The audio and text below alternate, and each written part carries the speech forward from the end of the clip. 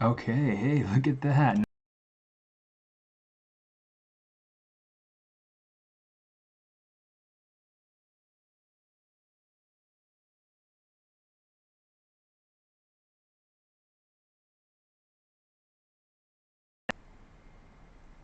Okay, it's like if I... Okay, I need people to let me know if you can hear me.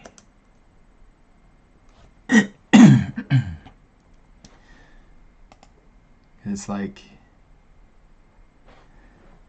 Hey Rex, welcome to the stream. All right, let's see if it'll keep its sound up.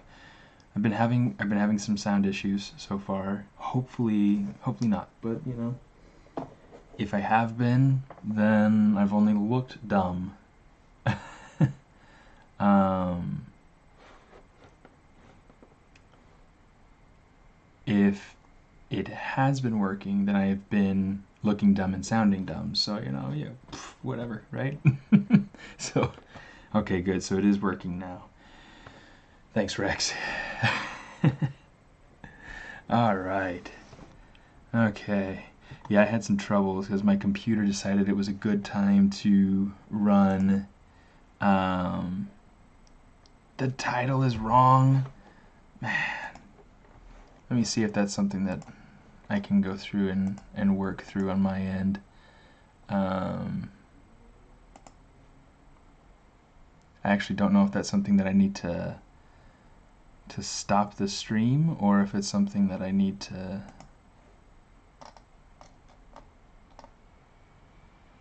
Okay.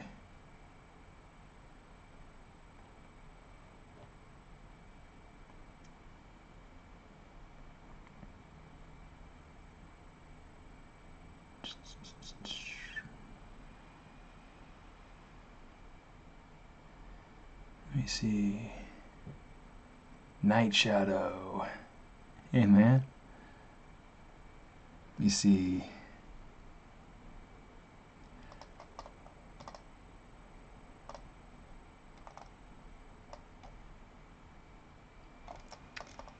Yeah, I'm trying to look right now. I'm trying to see if I can find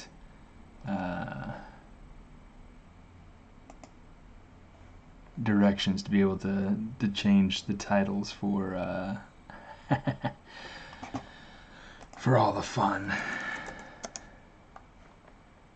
And it might be something that it just, you know, maybe they just have to change the title after it's already, oh, I don't need any sound. Maybe they just need to change the titles after it's done. Watch, there'll probably be like twice as many people show up because they think that Ashley is streaming or something.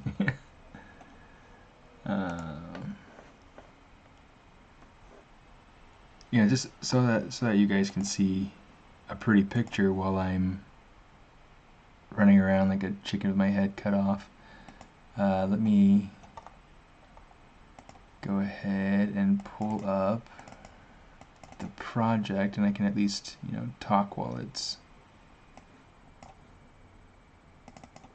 Let's pull up 6.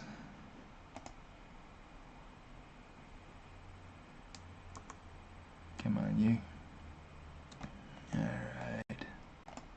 Whoa! My job title at work is 3D Concept Modeler. So I get to work on concepting in a 3D sense, the way that the rides look for Disneyland Tokyo. It's a lot of fun. It's really, really cool. Let me see if I can figure out how to hack.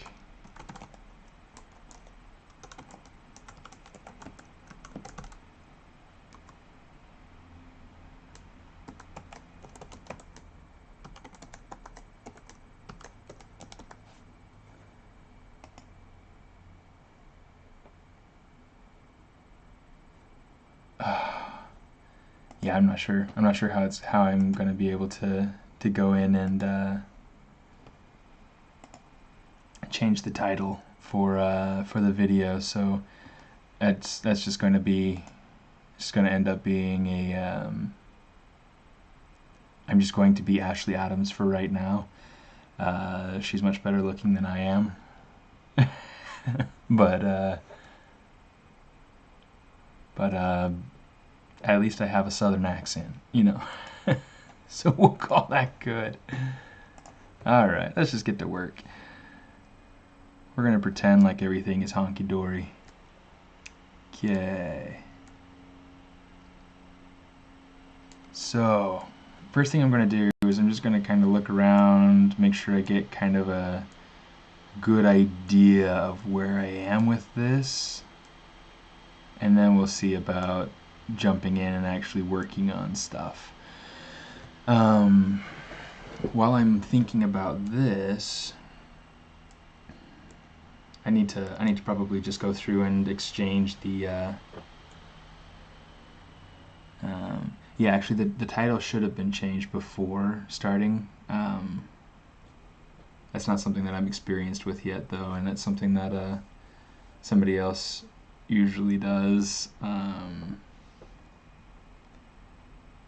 So yeah, we'll find it. We'll figure it out at some point. We can change it after the fact, though, so it's not a huge deal. Okay. So right now, I'm liking. You like my Mihawk sculpture?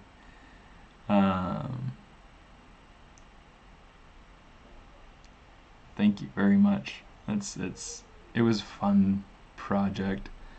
Kind of a fun break from what I usually do, breaking from the traditional what I tend to work on the most. Okay, so we have a few things that we can come in and do. Okay, let's see. In my subtools, I've got some gumdrops that I kind of started plinking in. I've got this skeleton to kind of figure out a little bit on scale, which, you know, it's not going to end up being that scale. I gotta figure out what I'm gonna have happen with this, and I'll probably end up having, if I have any character in here at all, it'll probably have like cartoony sort of proportions. Just trying to figure out what I'm gonna do with that. But yeah, so the skeleton's in there for now to kind of give me a 6-foot character sort of scale. Get kind of an idea of what I've got going on in here.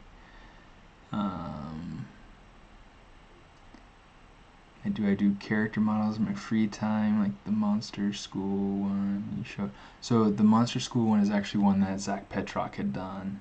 Mine was the one that had the boy with the feather collar and the crossbow over his shoulder. He looked kind of like ticked off, you know, like, you know, what. The blue pouring out, I'm trying to figure out what to make that. Because everything else is candy themed, I'm trying to figure out what would make sense. I gotta pull out my reference. My Pound Plus from Trader Joe's. Belgian chocolate. Okay, so one of the things that I've been doing is I've been trying to refer to bits and pieces of chocolate. I'm trying to look at the way that the shape changes as it's has the sharp transitions. Trying not to eat it while I need it. So let's see if we can get anything good going on here. Okay. So far we have Oreo cookies coming down here. I've given some thought as to whether or not I want to have it include some sort of snowy element, and I think that would be really cool, except that I want it to feel more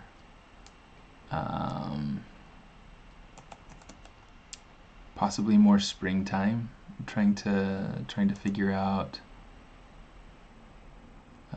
what makes sense and what's the strongest idea for the rest of what I have going on.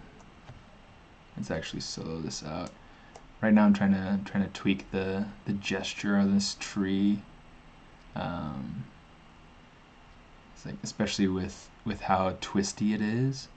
It has this great gesture and this great flow kind of going through it. So I'm trying to figure out what I'd like it to look like. And yes, the Attaboy one, that's the one that I did on the coffin landscape. Yeah, that's a fun one, and that's going to be even cooler if I can get the time to actually work on it.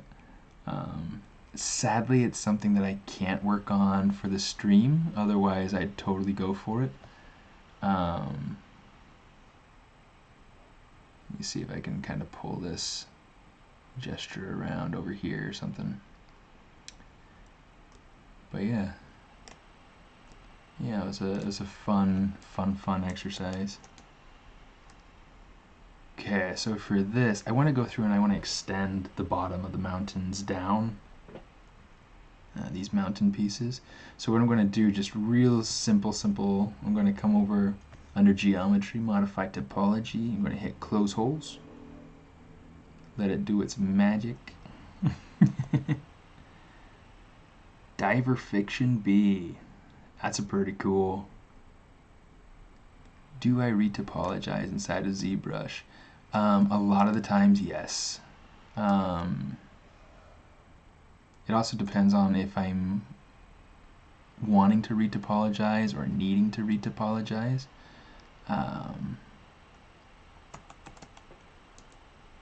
yeah, actually, like, a lot of the times, I'll not even, like if you saw the tree a second ago, it just has clean topology, and that's the way that I built it in ZBrush. I like to use the Z modeler brushes a lot.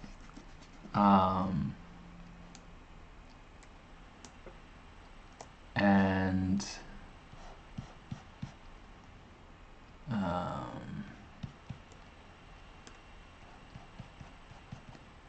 I like to use the ZBrush, Z modeler brushes a lot, and those help me to keep really clean shapes. So if I come back in here to my tree, you see I've got clean edge flow, and I really like the way that it's, you know, looking so smooth. Otherwise it looks like this. The reason it looks so smooth is because I have this dynamic subdivision turned on.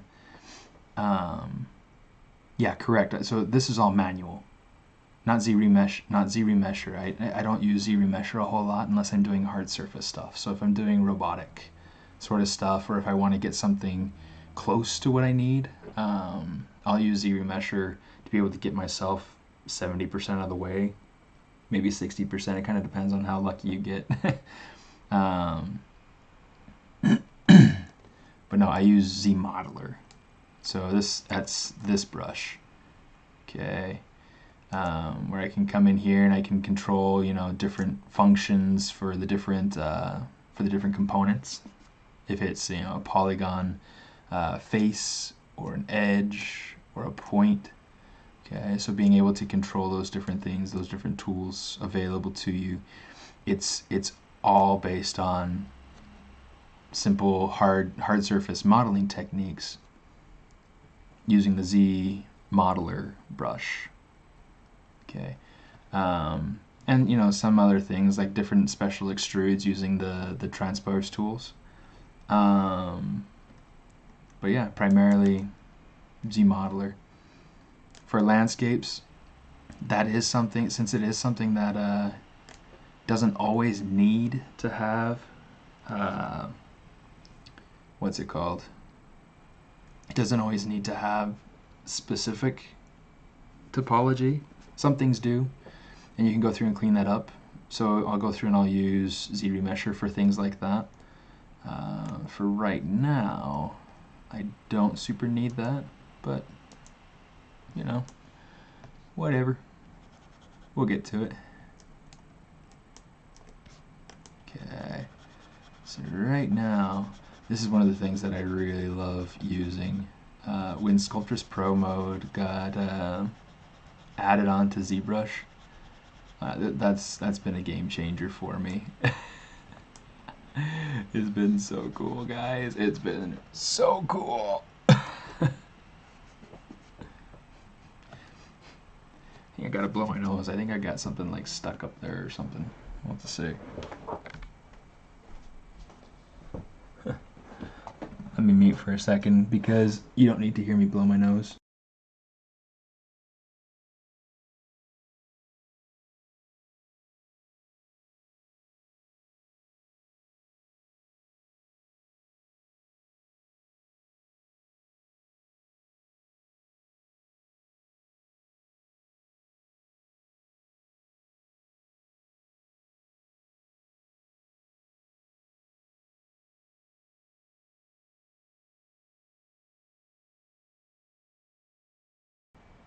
All right. Whew. That feels a little bit better. Okay. But how's everybody doing tonight? I don't think I've even asked yet.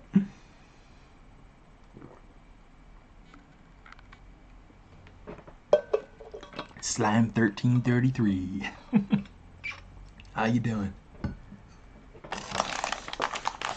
Pardon me for eating some of the reference, but it just sounds good.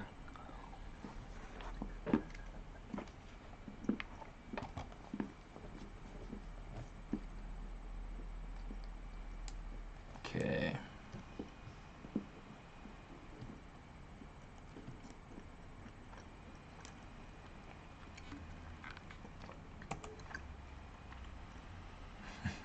Just slime.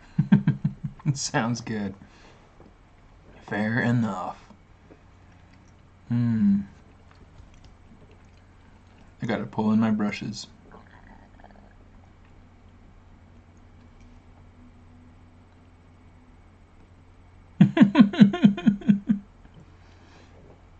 Panic mode sim.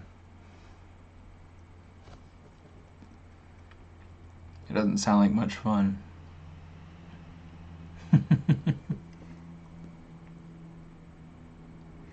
Yeah, so the title is wrong currently. It's kind of a sad truth, you know. A lot of people are going to try tuning in because they want to see Ashley.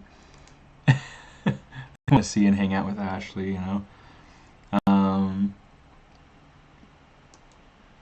You know, like I was saying earlier, I'm not nearly as good looking or fun to be around as she is, but we'll pretend. There we go. My brush is behaving in a very funny way at first, so I just gotta kind of like, if your brush is doing things like this, it's because at some point in drawing it out, you hit Alt, and so to be able to fix it, you just hit Control, and what that does is it makes that piece snap to the size of your brush. It snaps to your draw size. Okay, so now I can just let go of that, and we're good to go. Okay, I'm just going to use my move. This is a little bit big for what I want, and actually I want to go through and take the depth, and let's pull it up a little bit. I should probably need to pull it up quite a bit.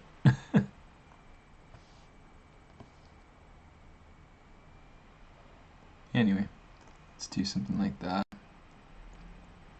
And then we'll shrink it down. I just want to get a couple of these like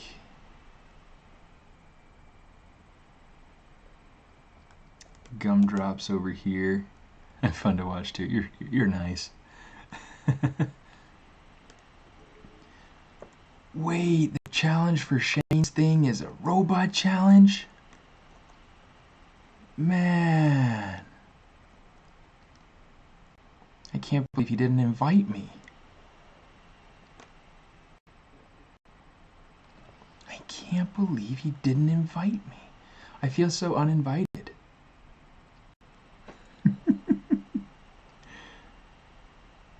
Just kidding.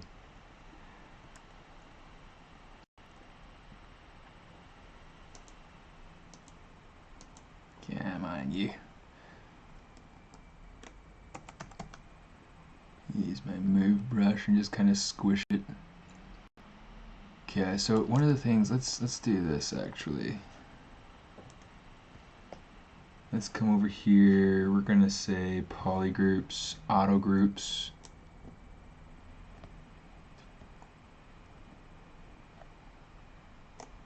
Okay, let's do this in sections. I just want to make sure that the sprinkles on each of these are their own polygroup. That way I don't have to worry about applying different materials to every little sprinkle. Anyway, so let's I think what I want these to be is chocolate, like the other surfaces over here, but I'm not entirely sure yet. So let's come over here. Best way to figure out if you like something or not, try it out. I'm kind of liking that, but I feel like I don't want this right here. So let's just take it. Actually, let's just take it and we'll just hide it. So what these are supposed to be, the way that these are built, I intended for them to be kind of like a chocolate covered gumdrop. You get those every once in a while here in the States around the holidays and whatnot. It's kind of fun. Okay, that looks like the piece that I want, so let's go ahead. We'll take this. I'm going to use my my scaling feature here just to be able to scale it down, make it nice and flat. You can also use your transpose line and you can just kind of pull it down. The other thing you could do is turn off perspective. This is really cool. So you can go up here and you can just select from the origin of that transpose line. Really cool. And you can just essentially clip to wherever you draw to within the bounds of that shape. So really useful. Deadline is tomorrow at midnight, but I might be busy with school. Yeah. Night Shadow. Night Shadow. Who are you, my friend? 'Cause I'm not gonna lie, I don't recognize you by your username.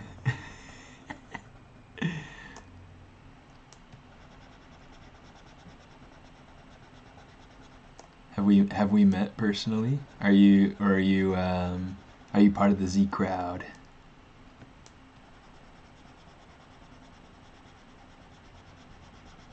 I try to get to know people as they come on and whatnot. It's just, I feel like it's more fun.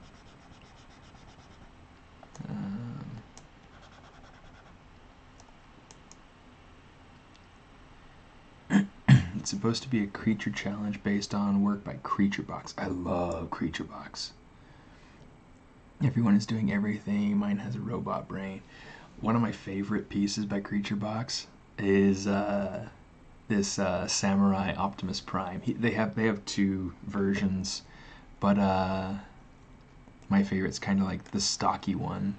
Super cool.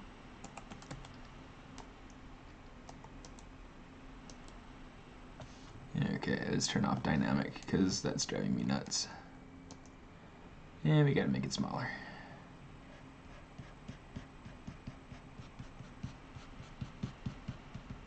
Okay. Trying to figure out. Okay, so I mean, I've got, just to be able to give you a little bit of missed the question. Don't even know what time zone it is. UK is ahead of wherever Shane is. Yeah, I wanted to make a hard surface guy since I never had the hard. Yeah, making hard surface.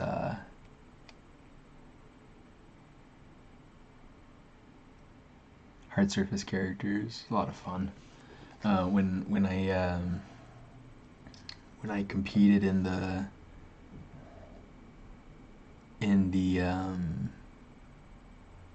Sculpt Off in 2006, that was a lot of fun. That was a lot of fun. And this, if it'll load. This is the guy that I sculpted. Okay, he's so much fun to make. Where's his backpack? There we go. Backpack pieces. One of the things that I'm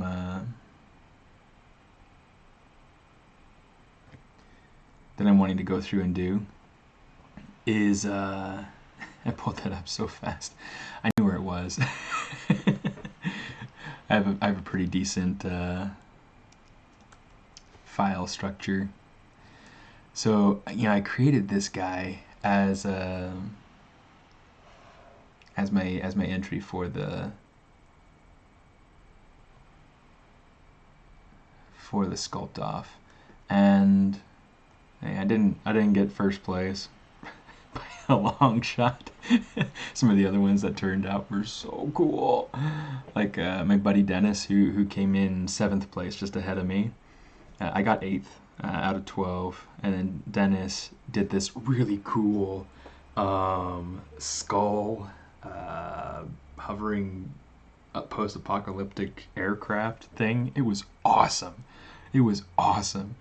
I wanted to do some sort of like friendly robot, something that something that would feel like a scavenger, something that would feel like he would help you if you needed help, not somebody that would steal your classes if the backpack's empty.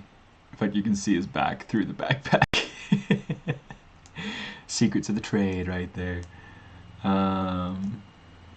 Don't spend time on what you can't see. And since I was going for a composition or something like that, it didn't really matter. But yeah, anyway, the idea is, so he'd be a scavenger bot, and actually, like, I wanted him to have kind of like this WALL-E moment, and I think that if I had gotten the WALL-E moment, like from Disney's WALL-E, Bichad! Oh! Okay, so my brother Bichad just got in through Facebook. He was also in the Sculpt Off the year that I was in it. Super cool guy. Anyway, so that was a cool, fun experience. Eventually, I want to go through. So his WALL-E moment. In fact, I might be able to bring in. I might have a spotlight. Yeah, here we go. That's funny. That's great that I actually have the spotlight.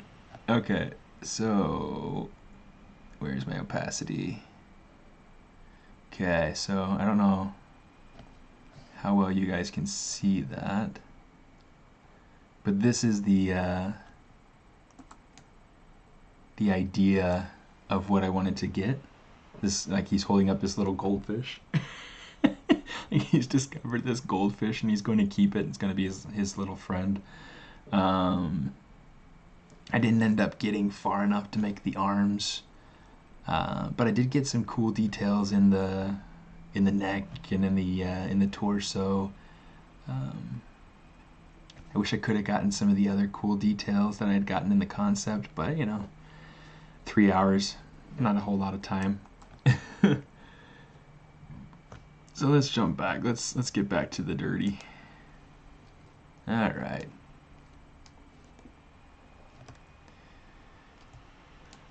Let's see right here. Let's see if we can figure out. I could probably mask by intensity on that.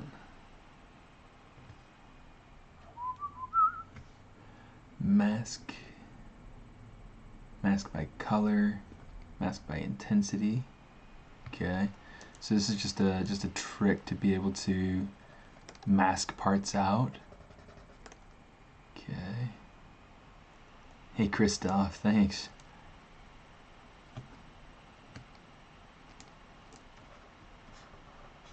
Okay. Just be able to mask some stuff off.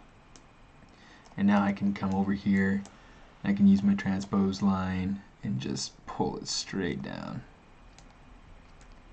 If I wanted to, I could also hit that white dot to center it. Use my scale. Come on. Come on. Come on. See, that's one of the tricky things about using the transpose line. It's not as responsive as using the gizmo. So it's one of those things. It's kind of like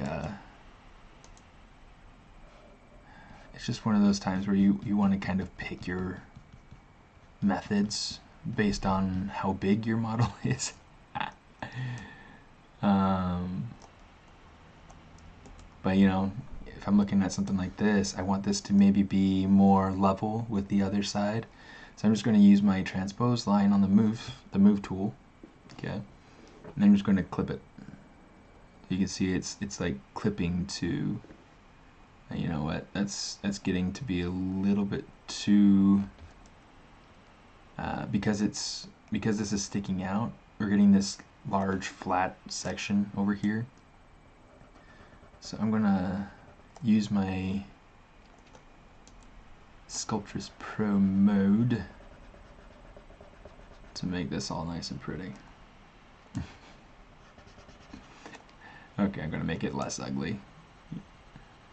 Something more tolerable.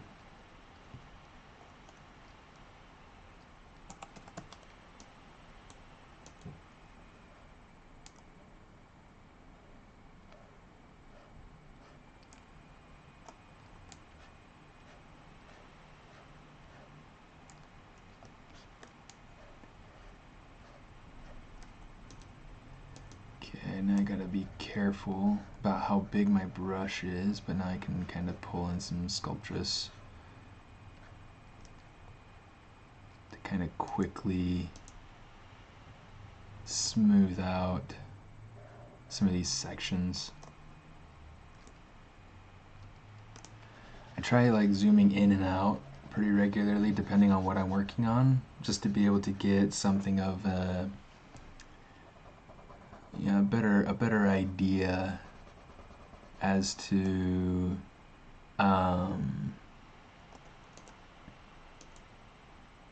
large forms or small details.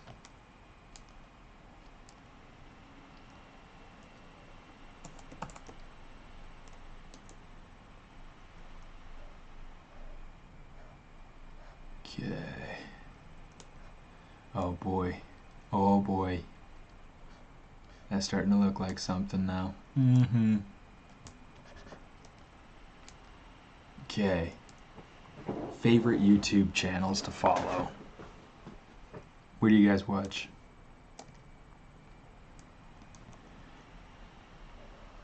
I like a lot of stuff. One of the things that I really like watching the Royal Institute, I think is what it's called. It's this school of science and physiology and chemistry in the UK, and I just like listening to the different presentations and whatnot that they have there. They've had all sorts of things. They've had chemists. They've had they've had astronomers. They've had just all sorts of really, really cool. Yeah, the Pixelogic channel is really fun. I like going in and looking at, watching the streams. I like going in and watching old ZBrush Summit presentations. One of my favorite is still the one from Chris Costa from this past summit. So good. I've watched it probably a dozen times. Flip normals is good. That's a good one. And it's a great one for people that are wanting just kind of like, you know, tips and tricks and, you know, both professionally and with software. So flip normals is good. What other channels you guys like watching?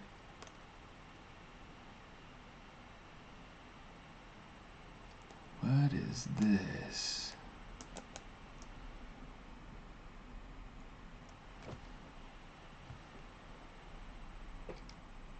Interesting. Okay, so it's not all visible, but it is all useful. Okay, let's come over here. Let's do this. We'll say geometry, close hose, and then I want to make sure that this is kind of penetrating down through the mountain. Yeah, so all that robot was done inside of Zbrush. And this is from before a time where we didn't have booleans and we didn't have the gizmo, we didn't have ZModeler. It was all super fresh, and that was crazy.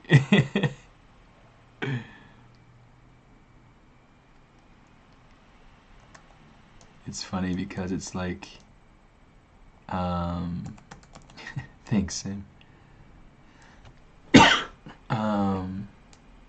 It's funny because I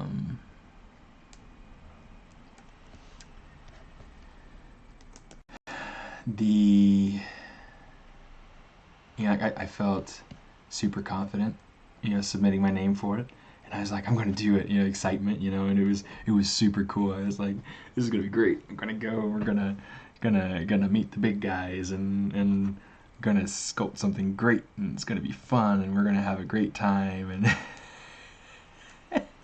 and then I hit submit on my name, and I'm like, what did I do?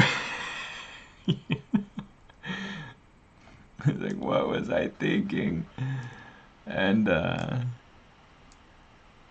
it was just funny. It was just funny. Actually, I kind of like how that's kind of sticking out there. Makes it almost feel like it's natural. Okay. But then, going into it, I was like, this is gonna be great, and we're all gonna be best buds, and we're gonna, be talking back and forth, and this is gonna be just fun, super awesome experience for everybody. Well, one of the funniest things to me, everybody was super friendly. Okay, so it's not that everybody was crabby and didn't want to meet you or anything like that. It's just that everybody wanted to get into the zone. Everybody was kind of more of like either I don't want to embarrass myself, or got to be in the game, or that sort of thing. And so it was just a funny experience. And so the whole time I have I have also I had the commentators behind me. I had Joseph Drust and Jessica Drew and CG Bros. I'm pretty sure I've seen that some stuff from them before.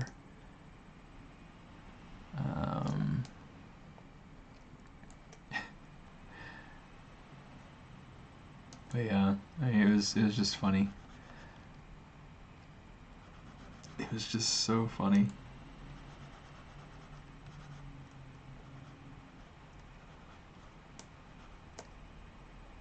Okay, so right now I'm trying to just get in some like surface changes. I want this to start feeling like it's made out of something instead of just being this gloppy, knock it off, this gloppy mess of blocked in basic large shapes. And we gotta remember, I mean, I'm looking to be able to make it so that it's got some of these chocolate details. It's not focusing very well.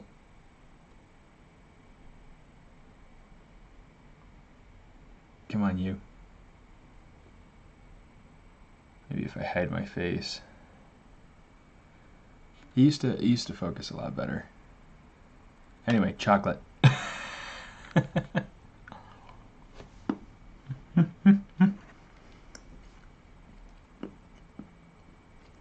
So anyway, I'm trying to keep some of those sorts of shapes. Yeah, it's an excuse to eat chocolate. When it comes from Belgium, it's extra delicious.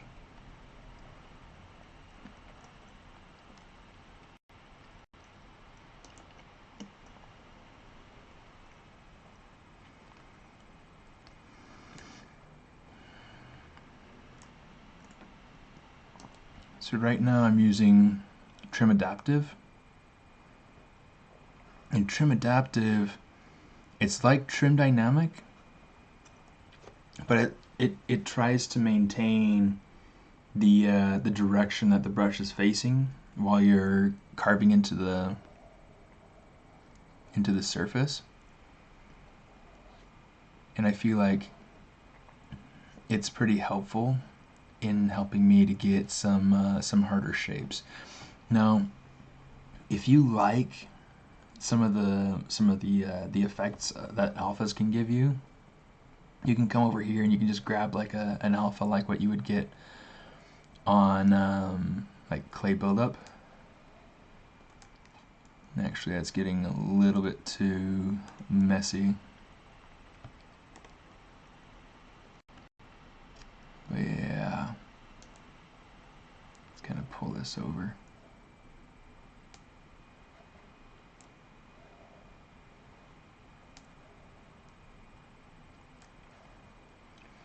Yeah, the time pressure thing, that's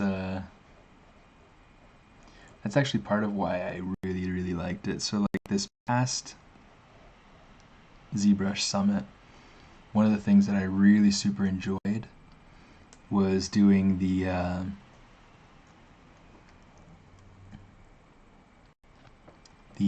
Michelangelo challenge, and I'm pretty sure that they still have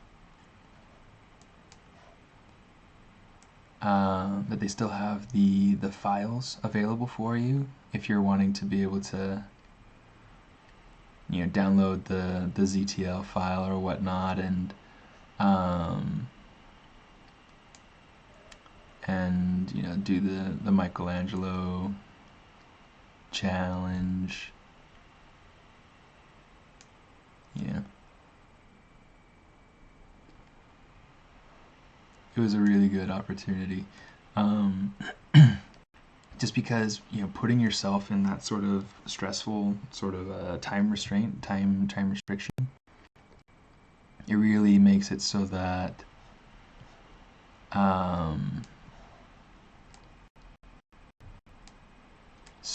you have to think about how you're going to limit your brush strokes, or how you're going to what am I trying to say? So how you're going to make yourself more efficient. And it's really tricky, but it's super worthwhile. So, you know, entering yourself in those sorts of challenges, it's a ton of fun. Like there was one time, just to bring up another sculpt off that I did that, you know, people aren't really aware of. There's one time where Shane Olson and I did a sculpt off. It was more just he and I sat down and sculpted a Star Wars character for Comic-Con in Salt Lake City, and up in Utah, and he chose this cool little Greedo character. I chose Sebulba, and this is how mine turned out. I don't have pictures of how his turned out. I'm pretty sure he has pictures somewhere. but yeah, I mean, it's just being able to go through and figuring out how to get your shapes in as quick amount of time as you can. Yeah, with this piece, I'm not really caring too much about going super fast. I want to go fast enough that people don't get bored, but I want to go, slow enough just to be able to have fun. With this guy, I had like 20 or 30 minutes, something like that. And so I really had to think about quick ways to be able to create those shapes. So for example, with these I don't know what to call them, the wispy whisker things that he has coming off of his head. I used the curved tubes, and I modified. Let me show you that real quick. So curved tube. Okay. So if you draw it out normally, that's what you get, right? However, if you go over, you can modify the stroke modifiers. You can go to size and this curve fall off. I go flip vertical, so it starts thick and ends thin. Okay, so left to right, left is thick, right is thin. So this is the start and the end. Okay, so if I wanted to get this cool like fun tapering effect where it starts thin, gets thick, goes thin, gets a little thicker.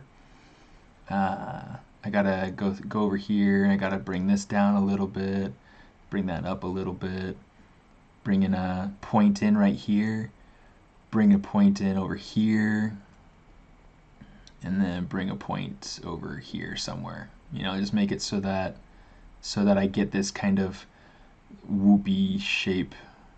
That's a little bit too much. So you come in and you just kind of tweak it.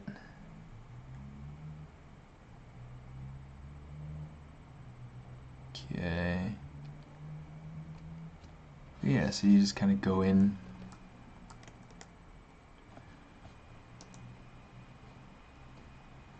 It's still getting too thin, but you kind of get the idea. You play around with this until it makes the shape that you want, and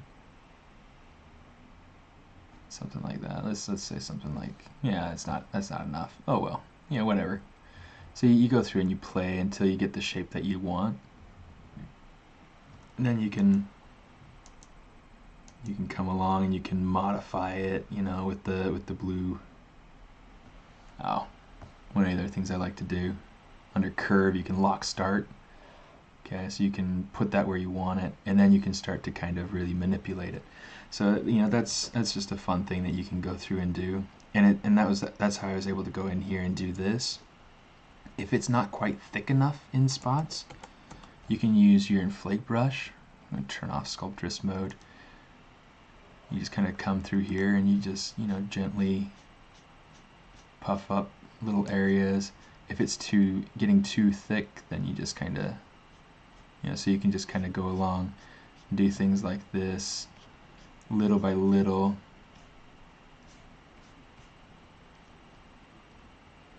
Okay.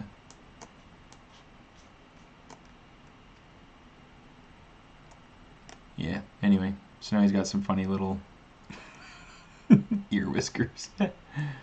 Anyway, so that's kind of just some of the things that you got to go through and think about if you're under serious time constraints. And so in order to get some of these shapes in here, these really like hard carved details, I had to be really quick about how I was able to go in and make these. So to make the eye section, I was able to come in here and I was able to say, okay, so I want to make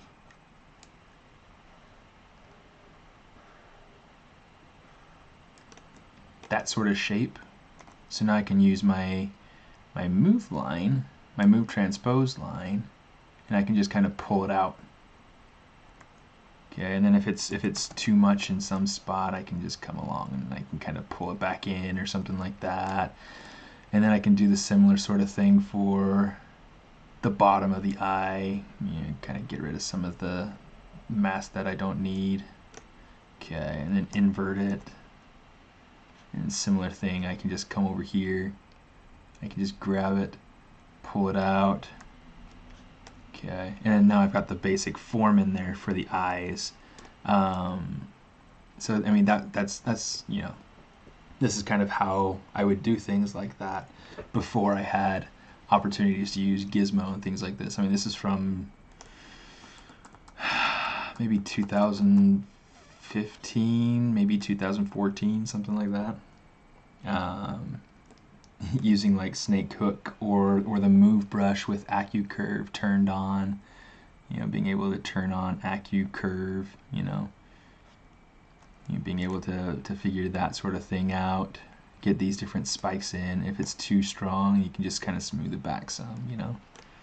So it's really quite simple, you know, just thinking about simple ways to do things. Using just a few brushes instead of going through and using a ton of brushes. Using insert meshes to be able to create things like teeth or a tongue or beads or eyes. The eyes are like a big deal to me. Let's see. Go over here. Let's go to the eyes. You see right now, this is what they look like. If I wanted to make them look like actual eyes, this would be fun. Let's go ahead and transform over to the gizmo. We'll go over to, you know, just hold shift to be able to rotate that so it's just facing straight forward. This is how I do like most of my eyes. So I'll go ahead and I'll polygroup. It's not very visible. Okay, it's a little bit more visible. Okay, so I'll create a polygroup going through it. I hold control to be able to, and click on it to mask it. Okay, and then hold Alt and then click on the little rotational thing there to reset the rotation. And then I just kind of scale it out a little bit. Because on a real eyeball, that's kind of what you get, is that convex sort of shape there. Okay, now he's looking kind of weird. Okay, so let's come over here, recenter that. So I hold Alt just by habit, but I don't have to hold Alt. You just hit the little go to Unmask Mesh Center button. It looks like the little "You Are Here" thing on your maps. I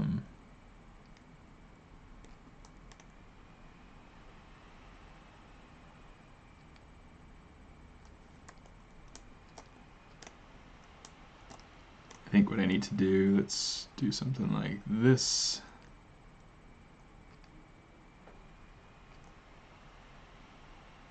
Let's kind of rotate it out a little bit. And I can turn on the little rotational pizza boxes, as the Drust would say.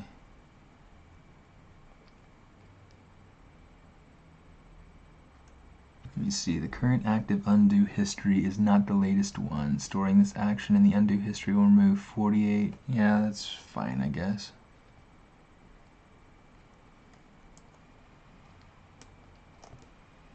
Yeah, and then anyway, you have to kind of go through and kind of tweak it or whatever so that it fits.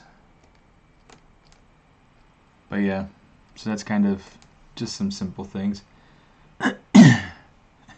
It's funny, I actually have 3D printed him. I've printed him on a MakerBot, but I don't think I've printed him on my Form 2 or anything like that yet. I wanted to go through and create his pod racing gear, just because I think that would be super slick, and it would help, you know, finish the character or whatever. Oh well, you know, not a big deal. Oh, the other thing you gotta do is that when you get him to this point, you gotta hit save. Replace the old one. Sweet. Wait for it to finish what it's doing. Yeah, there we go. Hey, how about that? Alright. But yeah, so, you know, thinking about different ways to be able to shorthand things and be able to kind of get through things quicker. So in order to do that same sort of thing with this, the difference between this and that is that this is conceptual. And so I'm trying to think about what it is that I actually want on here. One of the things I was thinking about was creating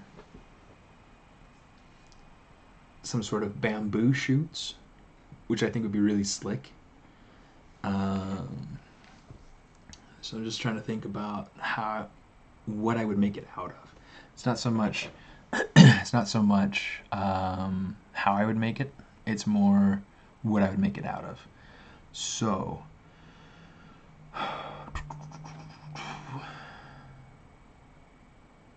what I want to do, you know what? I'm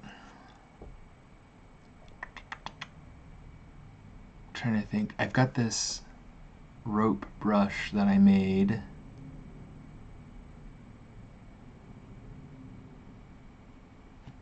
You see, let's open up curved tubes. Let's see what this actually looks like.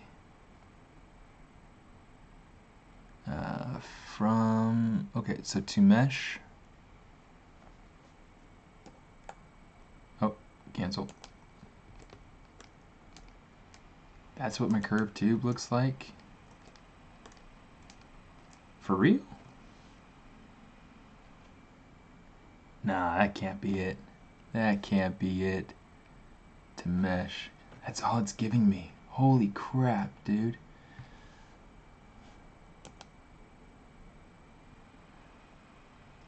I feel kind of gypped. Let me see. Let me see if I can figure out something different. Let's say, okay, to mesh. Yeah, I'm getting the same thing. Holy crap. Because this is what the brush looks like. Okay, so here's what we're gonna do. Okay, so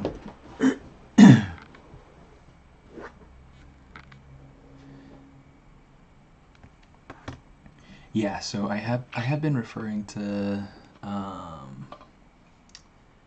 Sugar Rush. I have been referring to Sugar Rush a little bit, and I've mostly been referring to Candyland as my main reference.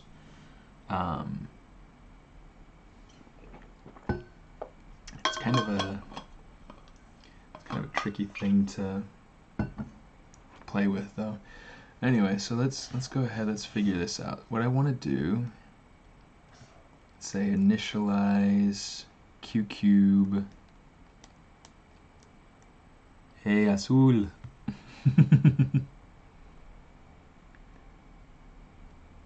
Let's say, no, not 2, 3. 1, 1, Q cube. Okay. Let's try this, and then let's see.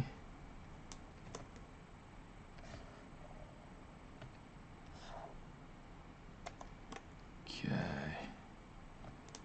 Oh, here's a question for everybody. Has anybody started watching the Carmen Sandiego Netflix series?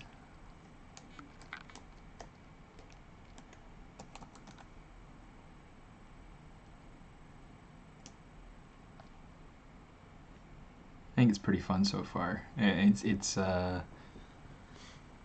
definitely different so far as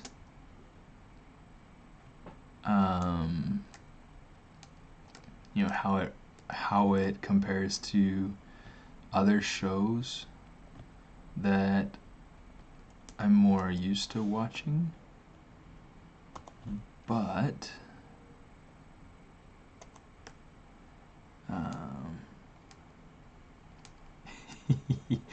yeah, the Oreo soldiers and the sandwich cookie dogs. Yeah, those are funny. Those are funny.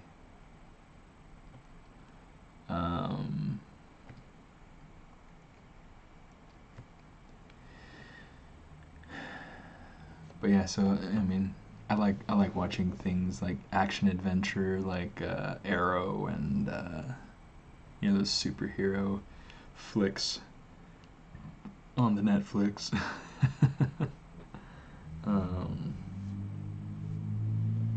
But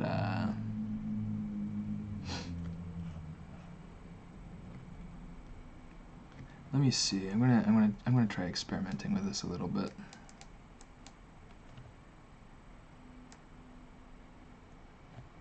Okay, let's try this twist. Try 180.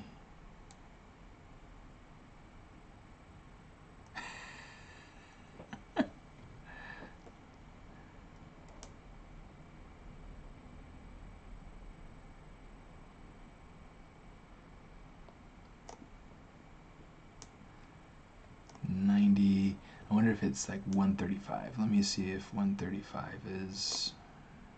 Nope.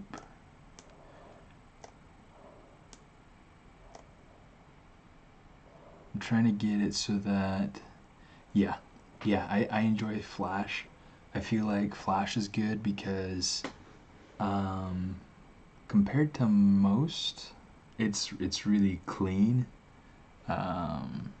It doesn't have like this really terrible off-color humor and whatever, you know.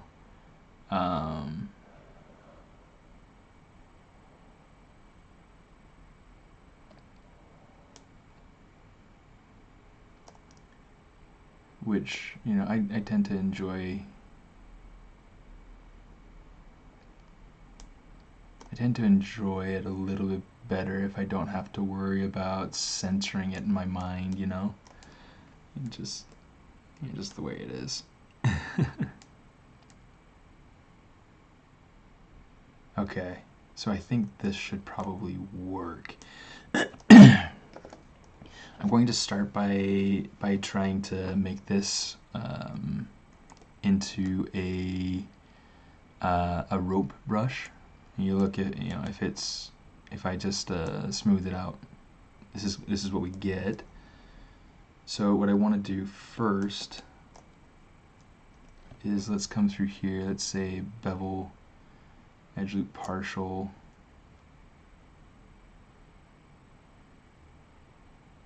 Okay, and I can just kind of come along here and just tap on those. Okay, so that should be nice and consistent throughout. Okay, now let's just go in here, let's insert multiple edges. Okay, and then what I'm going to want to do, I'm just gonna really just plain and simple. Actually, let's make sure we keep our sections divided, just to keep it clear to ourselves, like where our triparts start and end. Okay, and I'm just gonna polygroup, polyloop.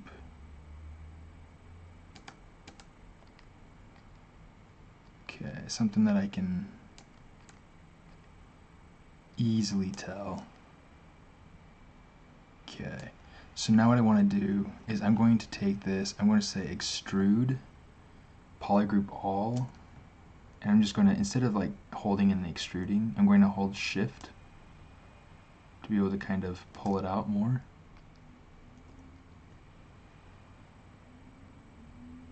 Okay, let's say crease, edge loop partial.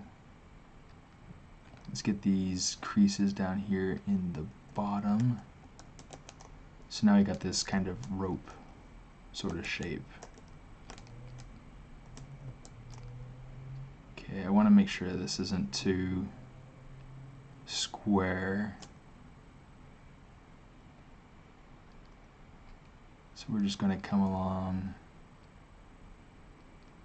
and bevel these. Okay, so now it looks fairly smooth when we're looking at it like this.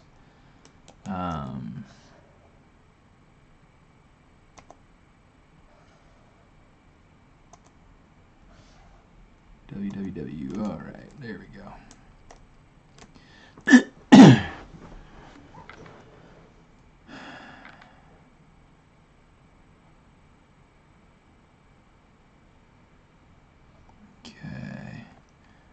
want to do is I want to put a little bit of separation between, oh shoot, come on, between these. And then when we create the brush, we'll go ahead and we'll have it so that there's a weld, and that should go through and fix that for us. Oh, pardon me. If not, then we'll figure it out. We'll have to fix it. Okay, so stroke, brush. We're going to insert, create insert mesh. We're going to say new. Okay. That's funny. So one of the things you want to make sure you do is that you rename this rope 01, brush, create insert mesh, append, skip until next restart, brush, delete that first mesh, so now we're left with the one that we want. And now we can come over, we can turn on curve mode. So now watch what it does. It's going to go through and it's creating these segments. Okay, that's good so far. What we want to do after that is we want to come over here, we want to say modifiers. Let's see if our brush will work. Underneath modifiers, we're turning on weld points. How about that? Okay, there's some other things we need to turn on in here, like curve resolution. I'm going to turn that up to like 5. Okay, that should make it so that, yeah, there we go. Now it's behaving more like a rope. Okay, I think that it's not quite as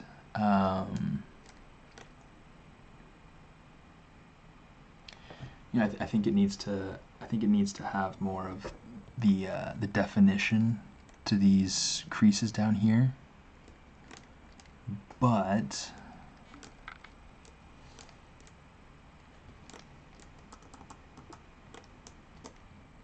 it's not bad for right now. I'm actually going to go ahead and save it just for the sake of making sure that I keep it.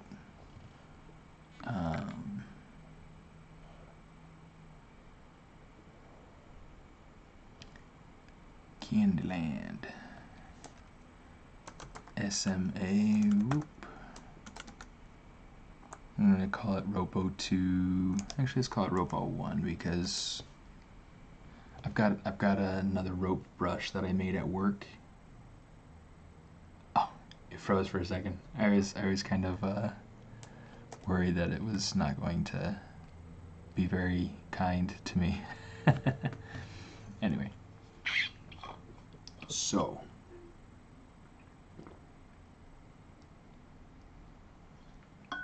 what I want to do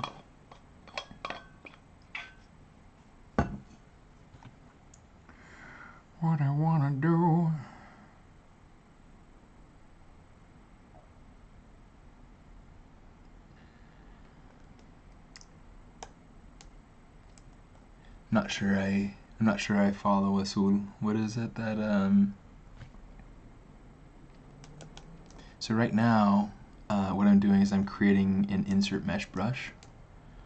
I want to create an insert mesh brush that looks like licorice. So actually what I probably should do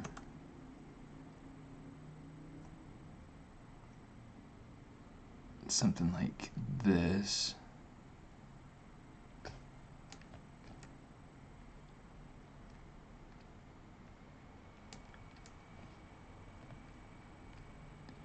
Yeah, I mean, if anybody has questions or input or whatever, I'll love to hear it.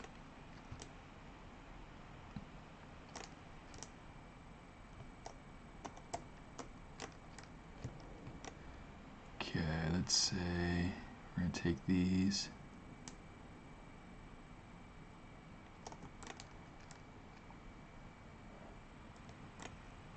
That's not going to work very well for me. So let's do this instead. Let's say mask polygroup all.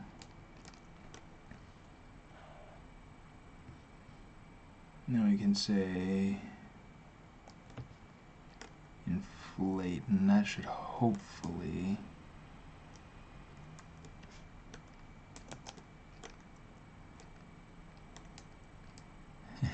thanks for tuning in.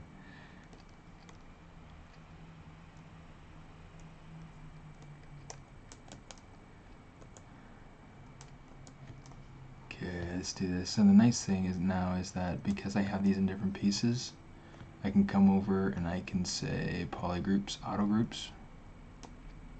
And now that's done. And let's jump back over here to this rope. And we'll say create, insert mesh brush. We'll just say append. Actually, let's retitle this. So let's duplicate that out.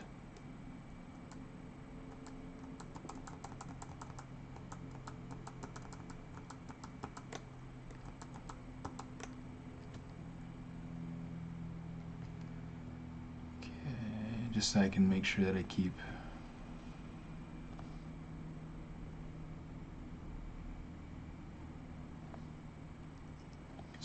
these separate so that they're different brushes. Okay, so same thing, I need to make sure that this is turned on, good. I need to make sure that weld is turned on.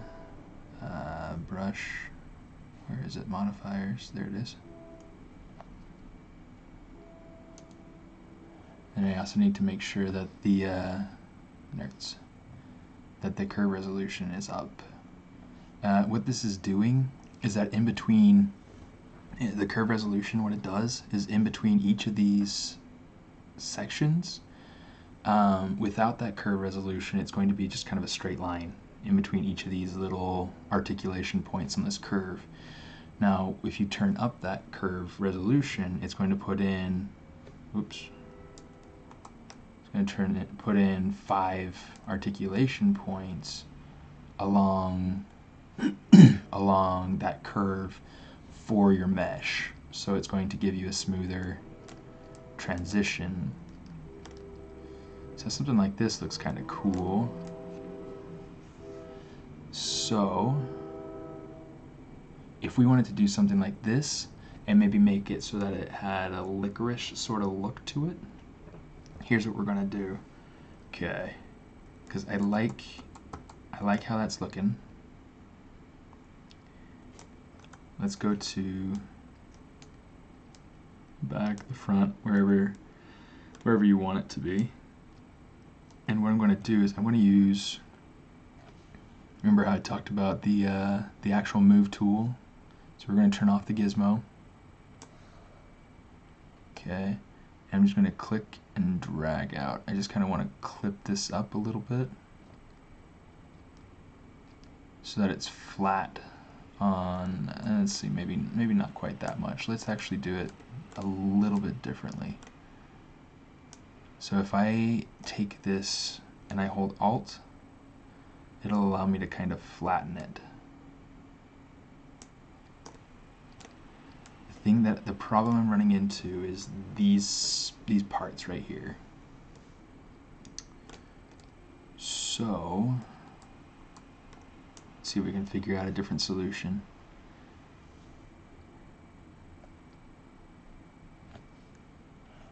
Let's go masking, mask, just hit mask, that should be good.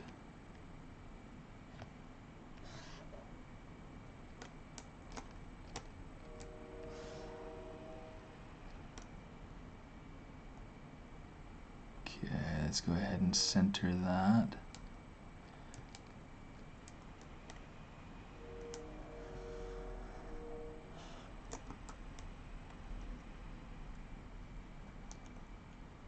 Actually, let's do it this way instead. Just kind of scale it down, something like this. And then we'll go ahead and we'll do the same thing.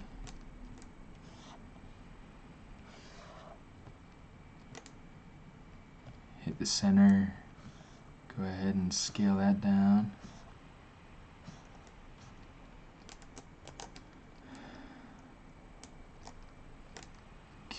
so in order to you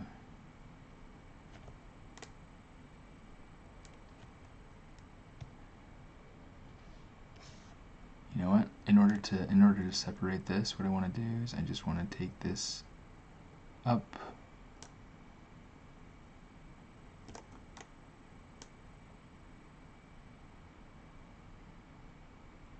0.0036. Okay.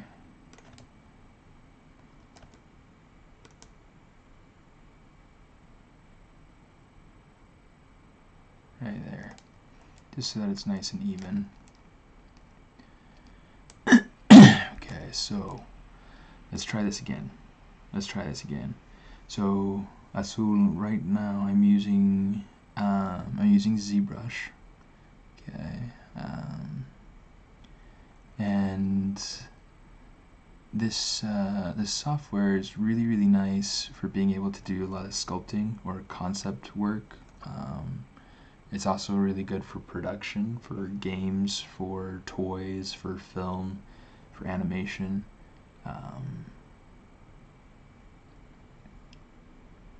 There's how did I learn?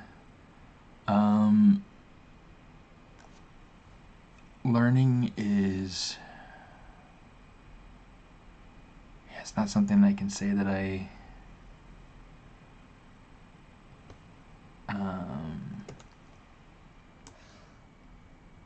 was able to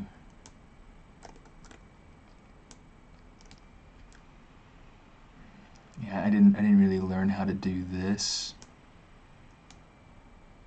somewhere. There wasn't really anyone to teach me. When I was in school, I went to Brigham Young University in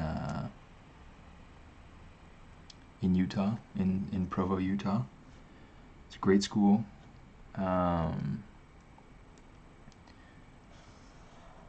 But there wasn't really anywhere that I could learn how to use ZBrush. Well, there was. I just didn't learn how to use ZBrush while I was in school. I actually didn't learn how to use ZBrush until I was on my own, until after I had graduated. 3D I started learning on my own, or not on my own, in high school. That was a really cool experience where I found out that my high school offered classes, which to me was unheard of. I mean, I wanted to be a biologist. And so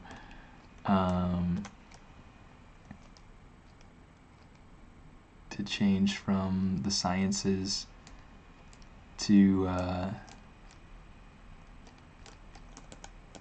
something else like art. Yeah, it's kind of strange. You know what I mean? But I mean, it was cool. I mean, it's something that I feel like I've really come to understand it and understand how to use it.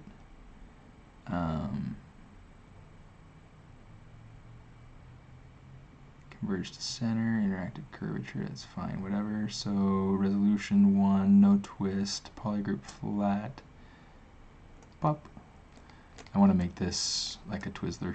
Okay. Pop. And then I can, finish the ends when I when I draw out the curve. Okay. Yeah, and then going to, so I was able to get introduced to animation, 3D modeling, those sorts of things when I was in high school. But it wasn't until, actually let's make this in its own brush.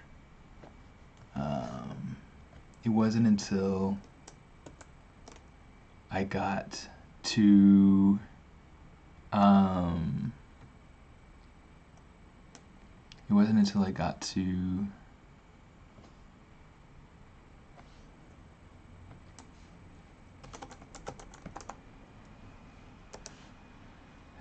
BYU, where I was able to get better acquainted with production pipeline and things like that.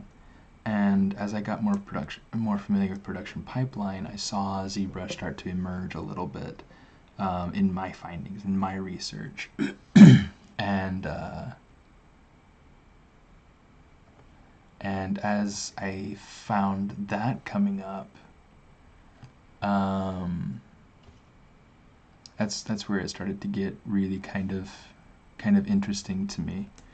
I decided I needed to learn it, and so I went ahead and I bought the education license of ZBrush.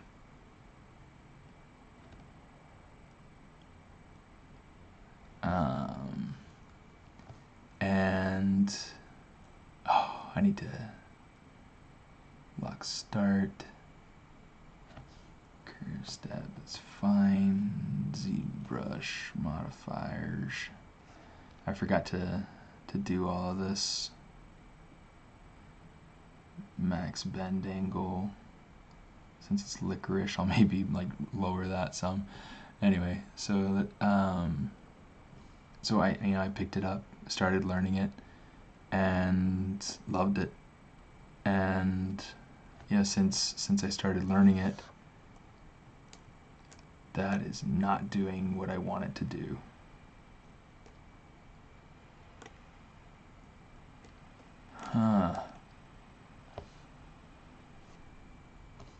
Now I gotta figure out why it's not doing what I want it to do.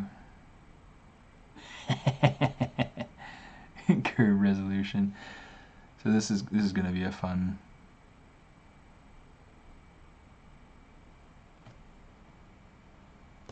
No, that's not it.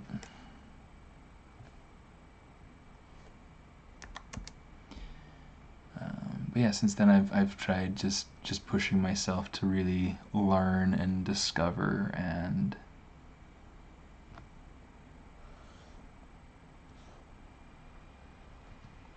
man, for real?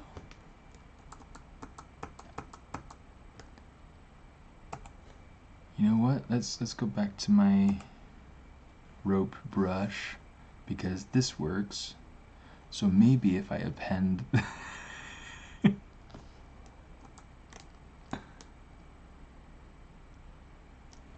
man, I'm disappointed that this doesn't work.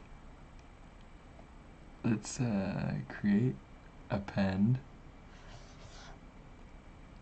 Yeah, see, it's working right now. Oh, I see the problem. You see this? So it's not a true tripartite mesh. I need to go through and do this. Hit polygroups, auto groups. And now I can come up here, brush, I can delete that mesh so I don't have to worry about it. Let's come over to the licorice brush. And now append. Let's take this old one, delete it. Okay, make sure that we have curve mode on, our lock start is on. Brush, then we gotta come to our modifiers. There we go. And you see we've got our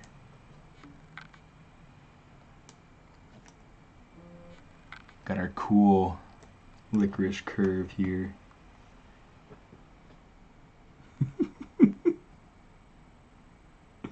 Poor Kyle.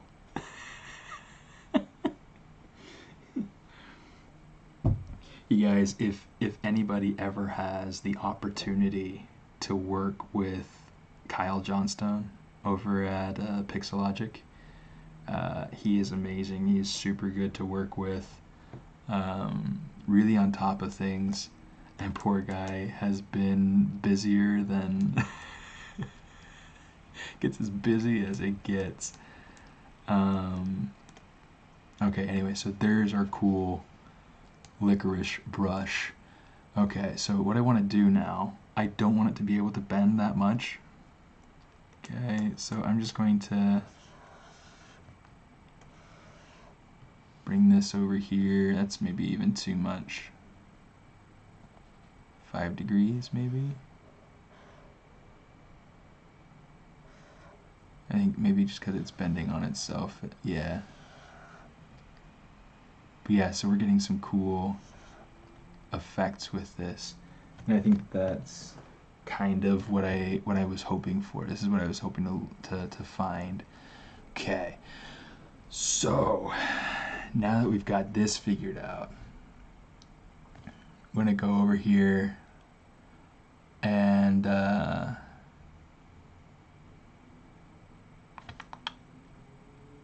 yeah, just making sure that my brush is doing what I want it to do, that all the things are just set. Yeah. Oh, yeah, Gaming Star 123. Yes. So ZBrush can make 3D figures and highly detailed with color and texture. Yes. Yeah. And the nice thing is that ZBrush has, I think it's like a 45-day free trial. So, you know, definitely go through and try it out. You know, worst comes to worst, you just have to undownload it. You just have to uninstall it, and that's really easy too. So, yeah, it's definitely worth downloading. It's definitely worth looking into. It's definitely worth using. It's one of the most fun things I've ever worked with. I can't put it down. Yeah, okay, so now this looks good. Okay, so I'm just going to go ahead and resave this brush. Replace it, yes. Okay, so now that we have the licorice, we can come over here and we can figure out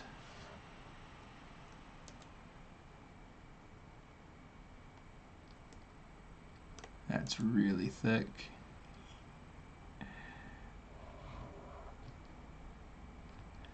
Okay, so inside of ZBrush you can get some really cool effects with your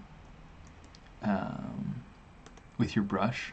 So if you have the blue cursor active when you're hovering your cursor over your curve, you get different functions, different things that you can do. You can manipulate the curve, whatever. You'll see that it changes to a different size and it changes to red when you're hovering off. That's how you can go through. You can kind of change the size of your brush and change the size and thickness of the actual mesh that you're drawing out. Okay, so I just want to kind of keep this a good small-ish size, maybe a little bit smaller, something like this. Okay, so one of the things that you can do, say for instance, maybe I don't want it to be this long. I can come over here and I can start grabbing onto it and hold shift, and it'll actually shorten it. So if you want to see that in some good action. Okay, so you can see right now it's all bent up. If I want to shorten it, I can start moving it with the blue cursor and hold shift. And you see it got real short. Okay, I don't need it to be that short. I'm just going to kind of play around with this for a second and show you some of the tricks that it can do. Okay, so something else you can do, you can grab onto it, hold control, and you can start to twist. Okay, that is something, I can't remember the first time I saw that, but it just blew my mind. I think it might have been Joseph Drust. Okay, so you know it'll go through and start to twist around the point where you select. So yeah, the thumbnail is wrong. I'm sorry, I'm not Ashley.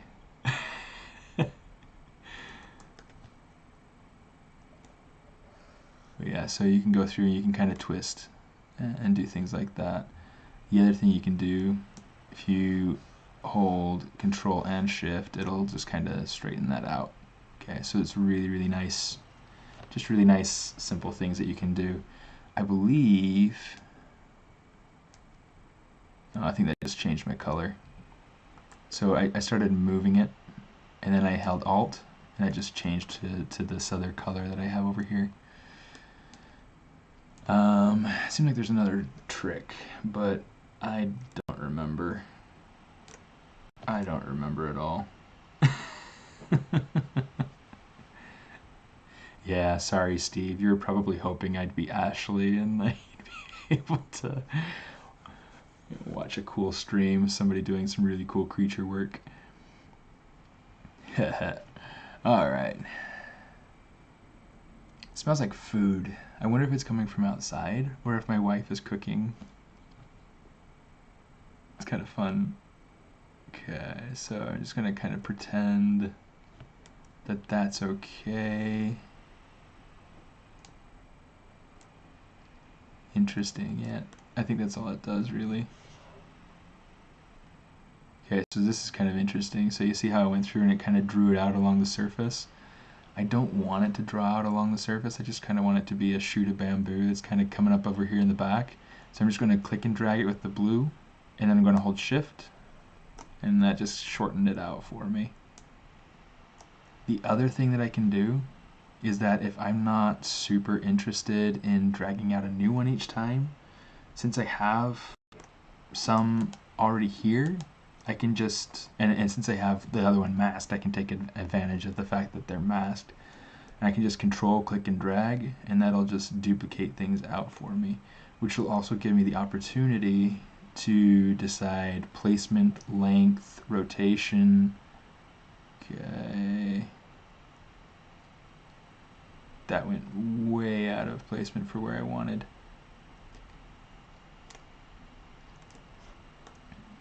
Okay, so I mean, there are all sorts of things that you can go through and do. It's not giving me the look that I'm hoping for. I mean, it does look like licorice. I just don't think that that's going to work for me as bamboo. For one, it's way too thick.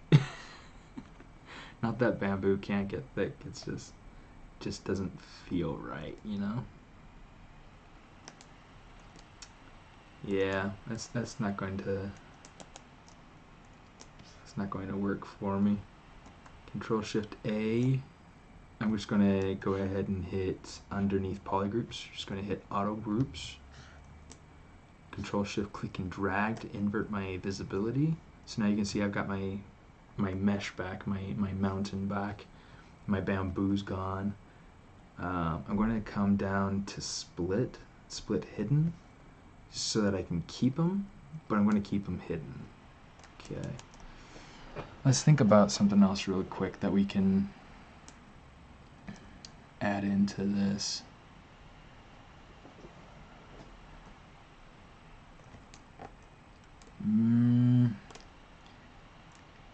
I think I need to go ahead and add more Oreos kind of coming down the side over here, and then I need to go in and start to do the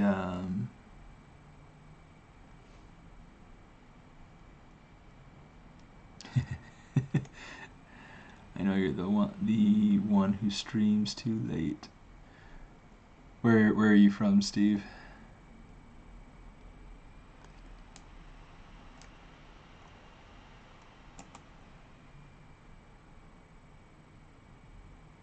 Let me see. I'm looking for trim adaptive.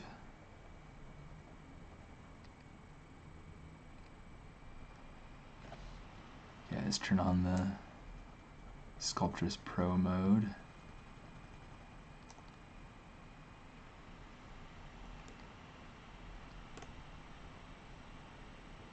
Okay, let me see. I think what I want to have is I want to have a couple of the, well, I think I have an extra couple of Oreos actually that I've already gone through and broken a little bit. You see, that's the one we have visible. There we go.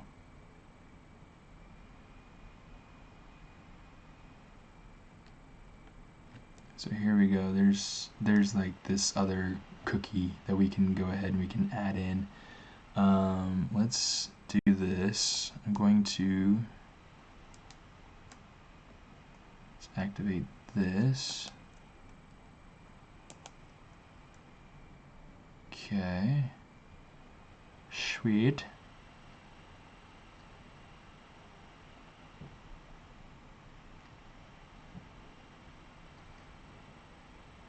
let's see.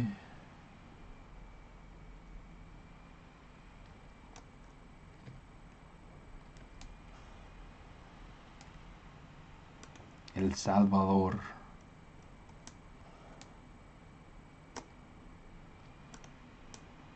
Every time I think of Salvador, I think pupusas.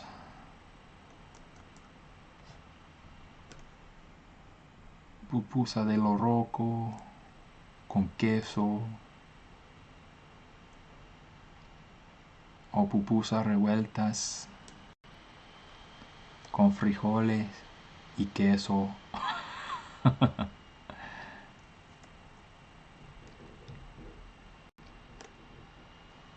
Is it really late there in Salvador?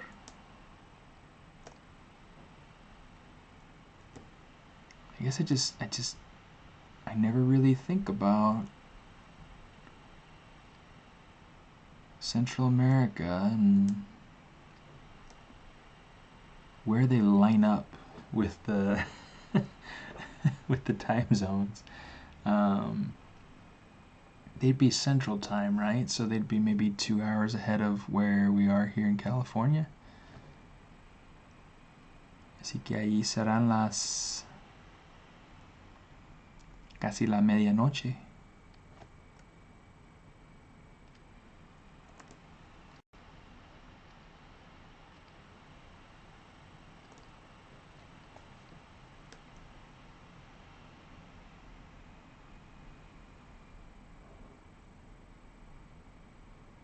Okay, so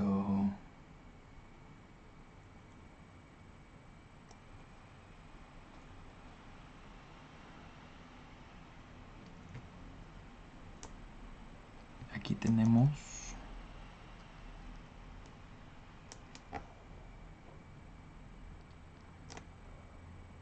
ya casi la medianoche.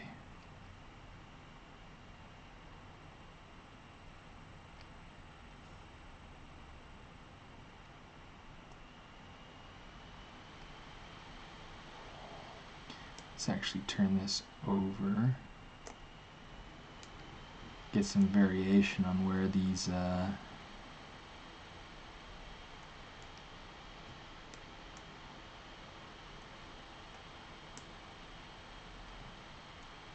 where the breakup is happening.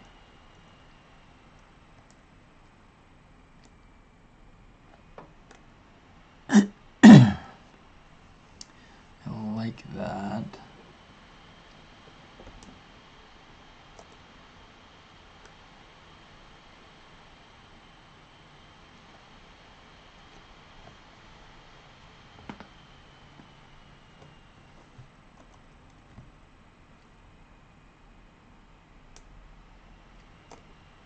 Here's it. Yeah, I didn't think so. Okay, so what I wanted to try, I wanted to see if my it's gonna have Oreos in it. It's not gonna be like Oreo Mountain or anything like that, but it definitely has Oreos in it. I feel like having like Oreos, like having it be a face that's like a stack of Oreos, I feel like that'll help to add interest. I feel like it's just really kind of an interesting idea to me. Yeah, it's kind of fun. Let me see if I can figure out. Okay. So I'm gonna take these and actually start merging down the cookies.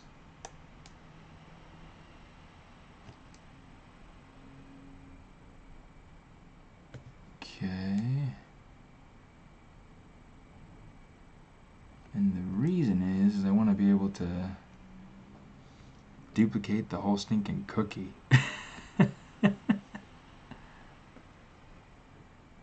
Aw, thanks.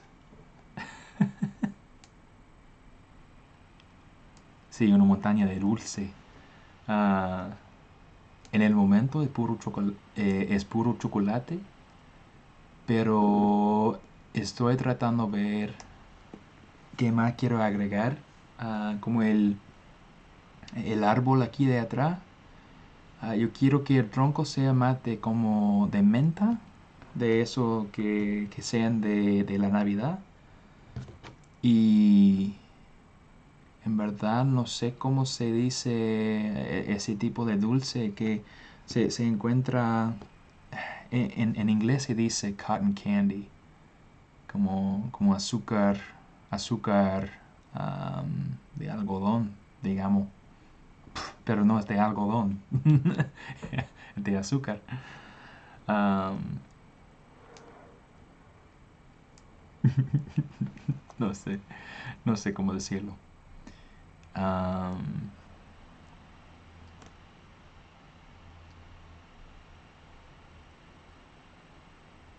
Algodão dulce.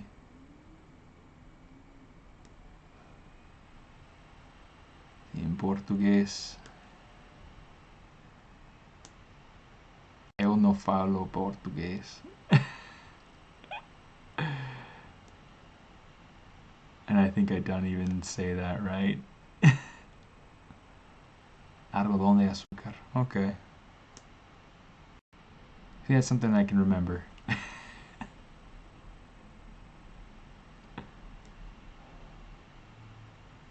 Okay, so some of these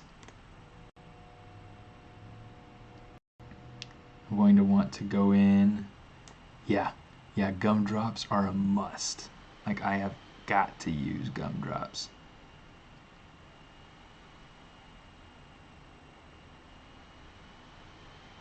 Ooh. I like that idea, Clink. I like your clinking. I said it right. Yeah.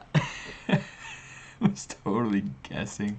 I was like BSing based off of Spanish. Okay. So, something that we can come over and add in. Yeah, let's go ahead. Let's I really like that idea that Clink 13 brought in. Good old Clink. All right, here we go. So, we have our gumdrop brush. Okay, there's our sprinkle, there's our gumdrop.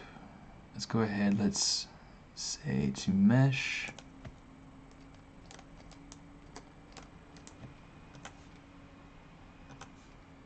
Okay, so what I'm going to do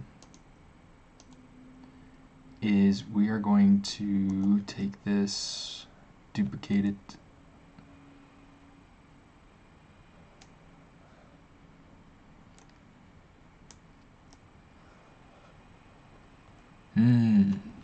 So, question. Should we make it so that it's... I just don't know that I want to bring in pretzels to this. Should I make it pretzels? Or should I just kind of make it so it's some sort of nondescript stump?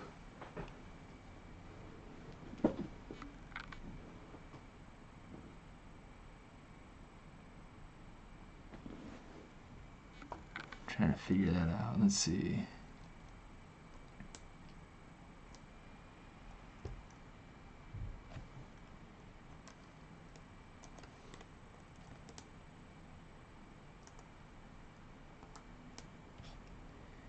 Ooh, that's interesting. Donuts.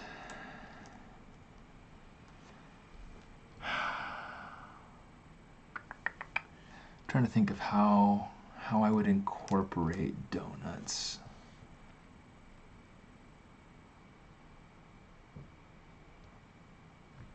Let's see, actually, can I append a ring? I can.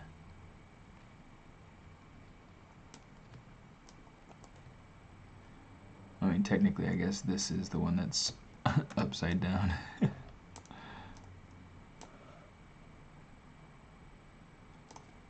Okay, so just gonna center that back up. Okay, so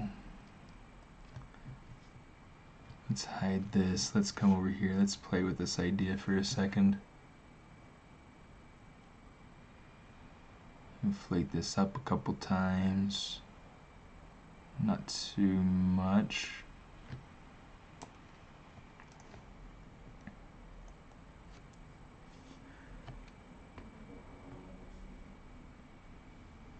Jocotes en miel. Coco rallado. I love coco rallado. Aquí lo hacen de como rosado y blanco, como los dos colores al lado. Y pues a mí me encantan.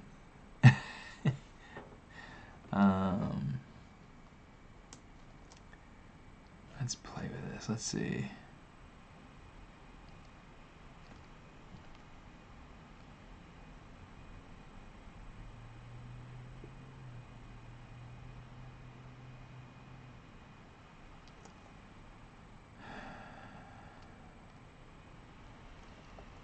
Okay, let me see. So now we're gonna go ahead. Let's say.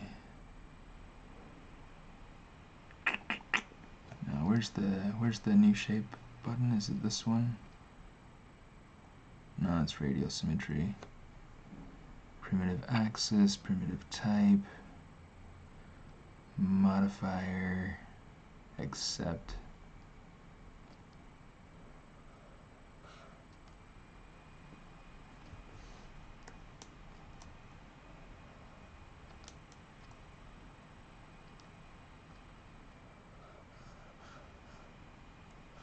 Oh, I see. It's like this is one of those things that I need to play around with more. The project primitives isn't something that I've gotten into a whole ton. There we go. We can take this.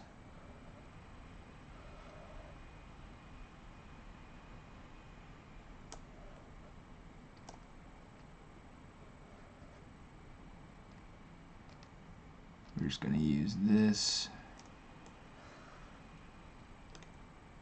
And then we're going to. It's like I just wish that I could keep it. That'll be good. Yeah, let's just commit that. We'll just say accept. It's kind of clumsy. This is a piece of the ZBrush tool set that I need to get better at, but yeah, this shape wise, it's starting to go somewhere. So let's go ahead, let's come over here, let's activate our radial symmetry.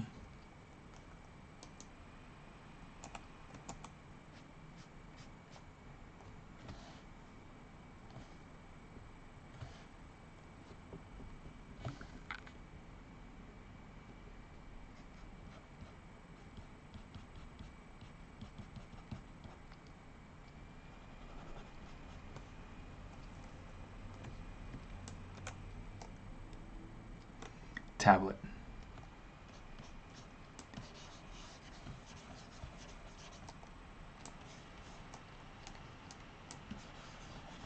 Yeah, tablet or mouse, siempre el tablet.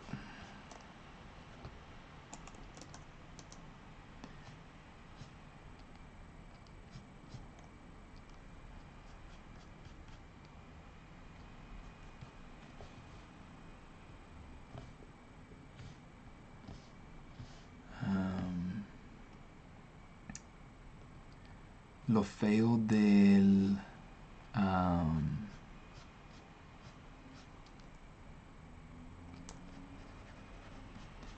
de usar el ratoncito, el mouse, no sirve de mucho, no le deja usar la presión y todo eso, así que como no hay re poco que se puede hacer con él.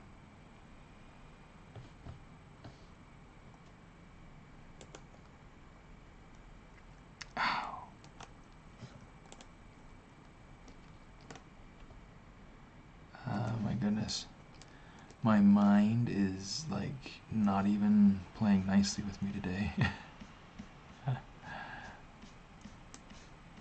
had a big meeting at work where I actually had to think. I had a lot of brainstorming that I had to do on topics that I don't have to think about generally.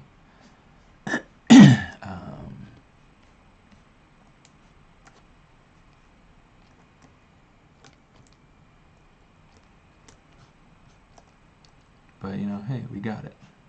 We figured stuff out. It's kind of part of the game.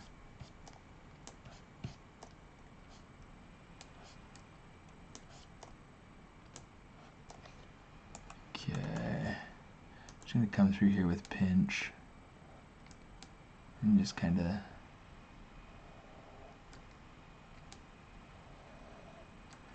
so, you know, this is one of those things that I'm not entirely sure how I'll use it, if I use it,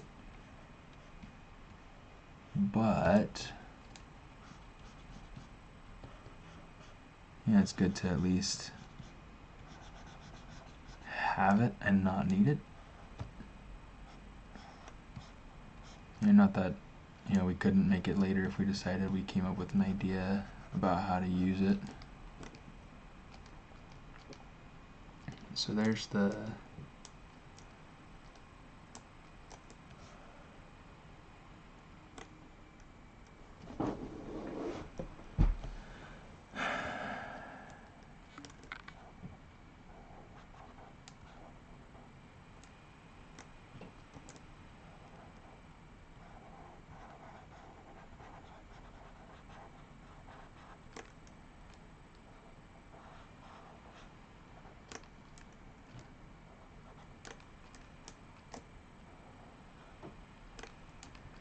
I'm just trying to come in here and just kind of give it a little bit more of an organic edge.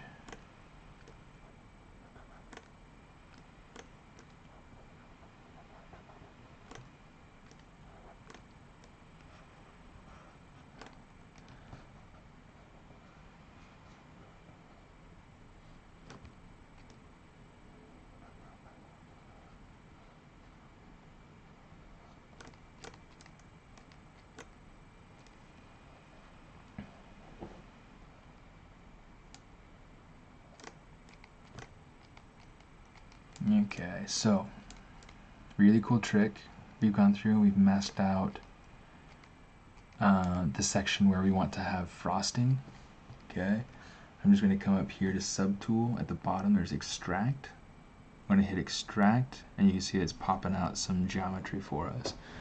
I might actually want to make it a little bit thicker.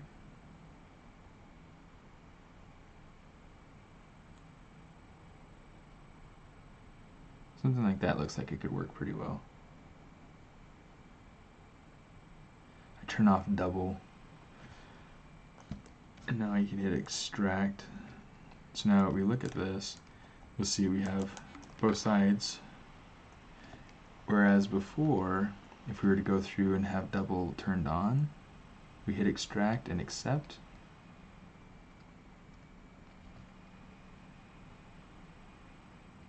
You see it's like twice the thickness. And the reason why it's twice the thickness is that it's going through and it's creating it on both sides. Hola Ian. ¿Cómo te va? But yeah, and we don't need it to be double. It's not really a big deal. So I'm just going to go ahead and hit delete on that.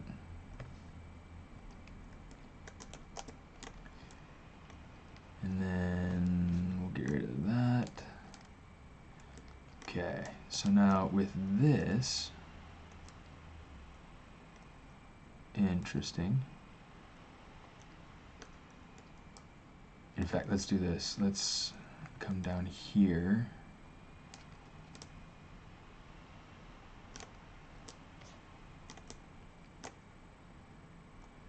We're going to get those, and we're going to get the extrusion band. Let's make that all one color. make this all one color. Okay, so we have two different colors. And now what I want to do is I'm just going to come in here, deformation, polish by groups. You see how it like smooths out those edges. So turn off solo, and now it looks like I've got frosting on top of this donut. And turn off this Sculptress Pro mode.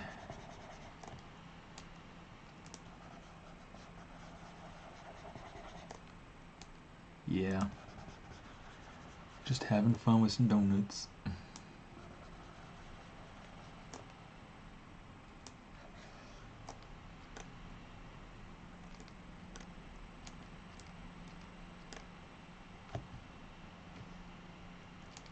Interesting. Get rid of little floating pieces. In fact, the easiest way to do that is I'm just gonna get this piece. Control Shift A. Oh, come on. I'm just gonna like Control Shift drag over that, Control Shift A, and now you can see that little floating piece is gone. So hopefully, if there are any other floating pieces, by hitting delete hidden, that got rid of it all. Okay, so now I can't remember who was asking about it, but yeah, this is an instance where I would go through and I would use Zremesher. Okay, so I'm going to come over here to Geometry, Zremesher. Okay, so when you look at how it is right now. Okay, it's not great. It's not usable if we were to look at this from the vantage point of production. So, okay, so I sometimes have troubles with Zremesher and testimated geometry, so we might have to go through and do Nanomesh on it first, but we'll see. We're going to test this out first. Okay, so target polygon count 5. Let's take it down to like 0.5. Let's do that. Say keep groups. We'll leave everything else kind of the same. Bring adaptive size down. Hit Zremesher. If it doesn't work well for me the first time, we'll go ahead and we'll hold Alt and do it. That'll give you an alternative function, an alternative algorithm to be able to figure out the Zremesher. I'm hoping this will work out fairly all right. Hey, look at that! Look at that! That's almost acceptable. That's like almost what we want. Okay, it's a little bit too low. So maybe what I'll do is I'll just take this to 2. Take it to 2 and run it again, see what it does. But no, that worked out pretty stinking well.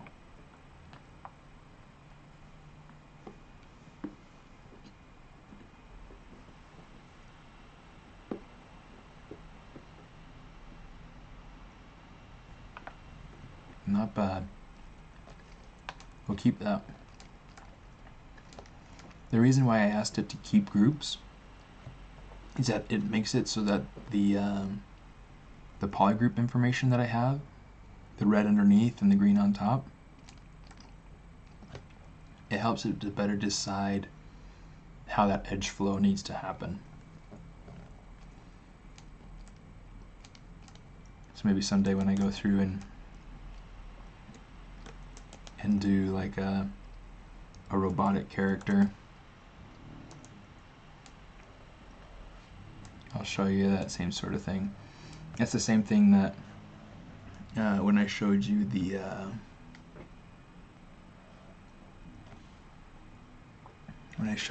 that my sculpt off bot. This is how I was able to produce him. Yeah, so I mean he essentially has, I have this rough topology, which is from having gone through and just turned it to Dynamesh to be able to sculpt on it. But I also have somewhere I have, yeah, maybe the torso has the topology still. Nope. Oh, there we go. But again, I use the Zremesher and I'm able to use the different Z-modeler tools to be able to create the topology. Of course, it wasn't as easy to be able to do that sort of stuff before because Z-modeler didn't exist when I created this. Anyway, lots of fun. Ciao Steve, que te vaya bien. But yeah, so working on building this up. If you hold Alt, it'll kind of keep it more as like a caving in sort of pinch, which I really, really like. Okay, it makes it so that you can pinch together valleys.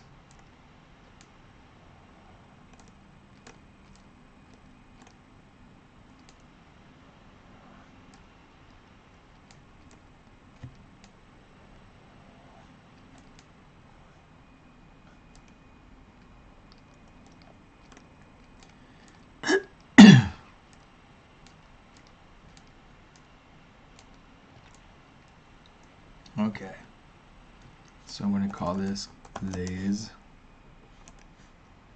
and then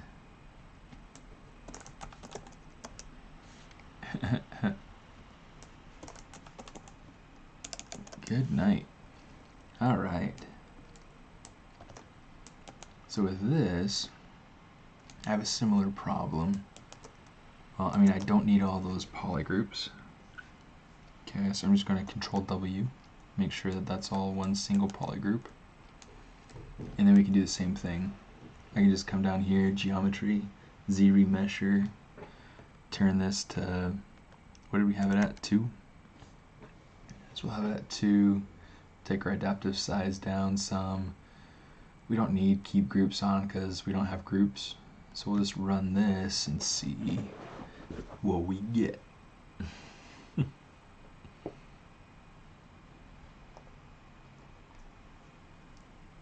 Alright, looks like we're just a little bit past 10 o'clock.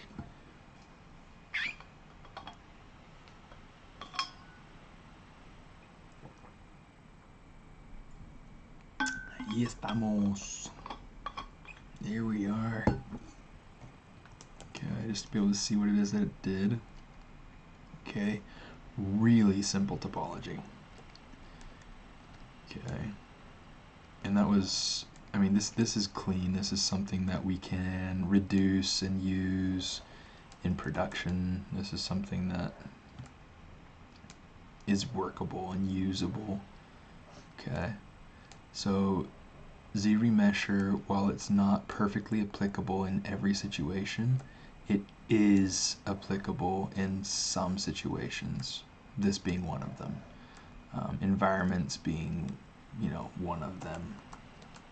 Here's one of those instances where I want to go through and I want to fix this piece.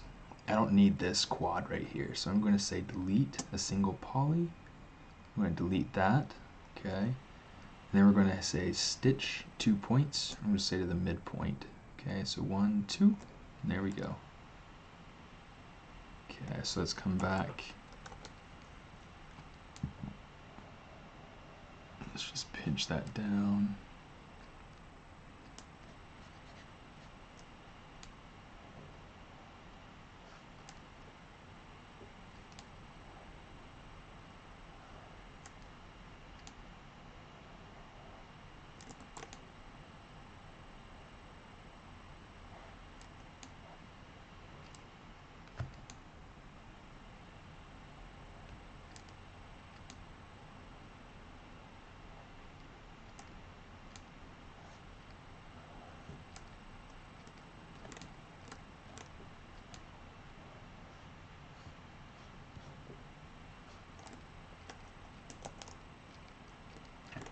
Okay.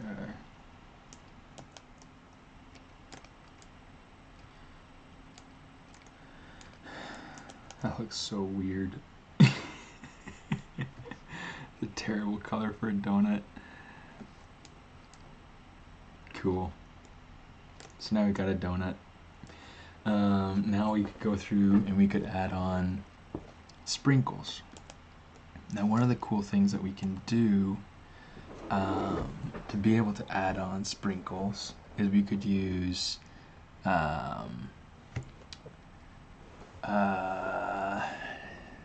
shoot, is it Nanomesh or is it Micromesh? I think it's Nanomesh that we're going to want to use. So we can take this. It sat out for a while. It turned moldy.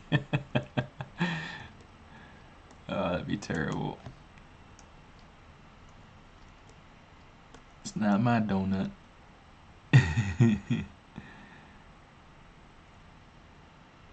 Okay, let me actually try taking this,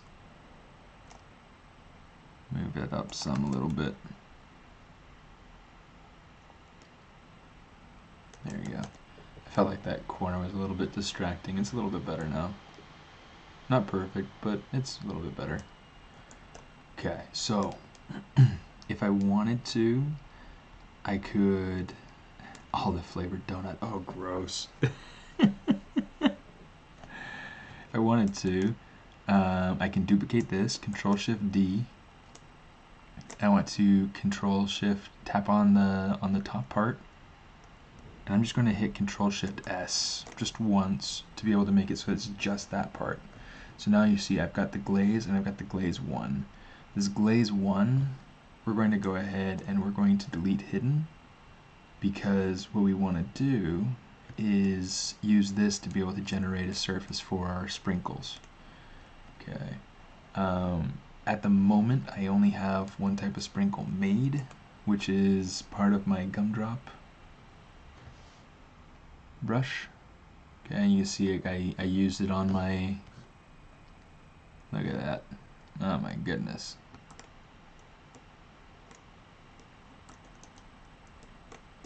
I use it on part of my, it's got all these strange polygroups.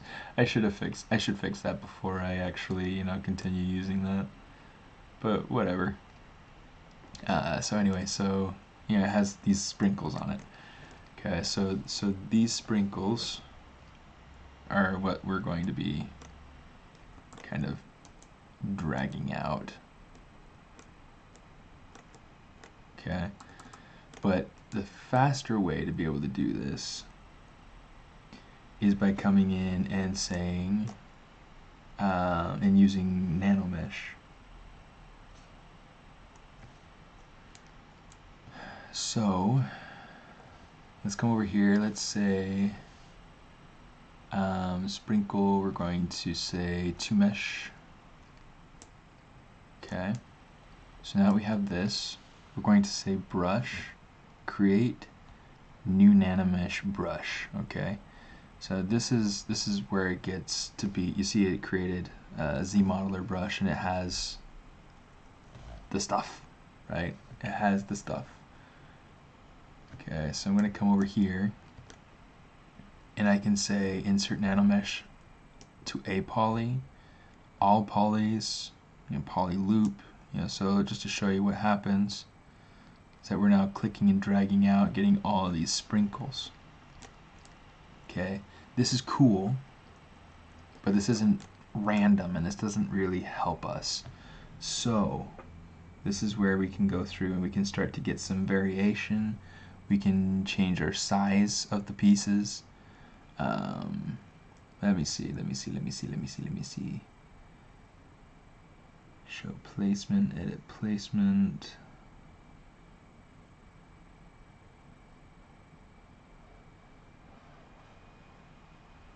Okay, so this is where we're going to want to find random distribution. There we go.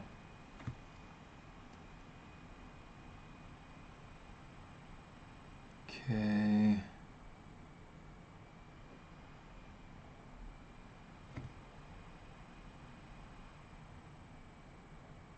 We'll give it a little bit of a random rotation.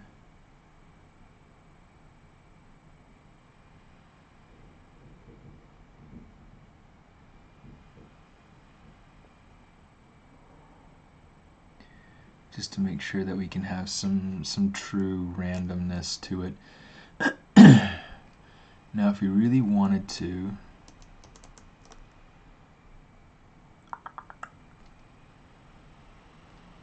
so right now it feels like, yeah, it feels kind of cool.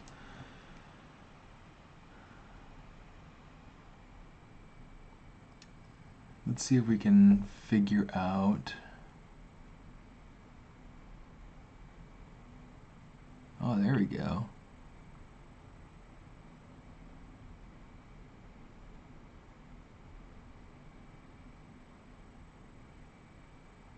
Give it a little height variation.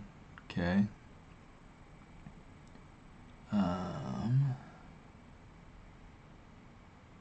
So this is cool. Length variation. So I'll give it just a little bit of that. I don't really want to change that up too much.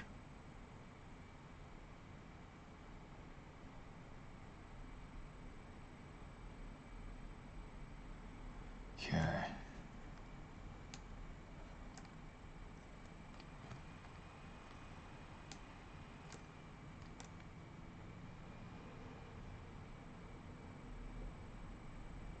Okay, we're going to take this down and say 0.75, just for the sake of being as accurate as possible.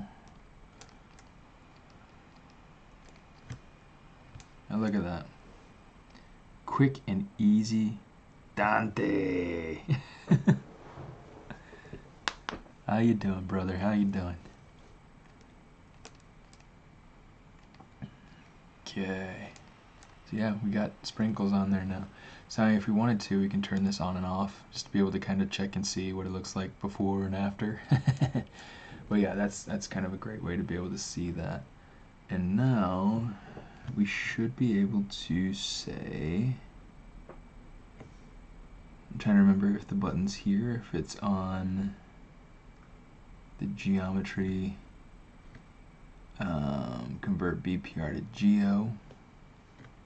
Okay.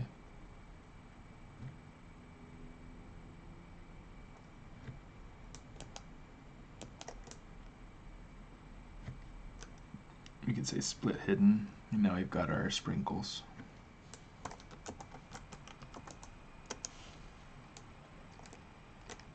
Okay, so we can get ourselves like, I don't want to turn on booleans.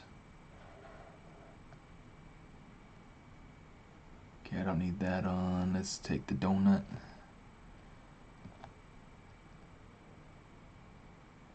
Let's make this like a chocolate cake donut, because that sounds kind of good to me right now. Oh, let's say mRGB. And let's use a different material actually. Let's say,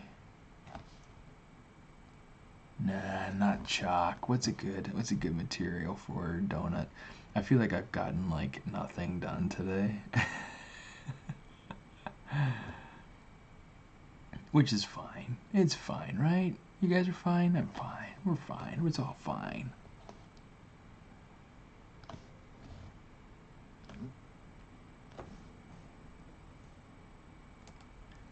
And then let's go to the glaze. And we're going to come over to skin shade 4. And we're going to say fill object. And then we're going to go to the sprinkles. And if I wanted to make these so that they're colorful sprinkles, we can do that. We can say polygroups, autogroups. Okay.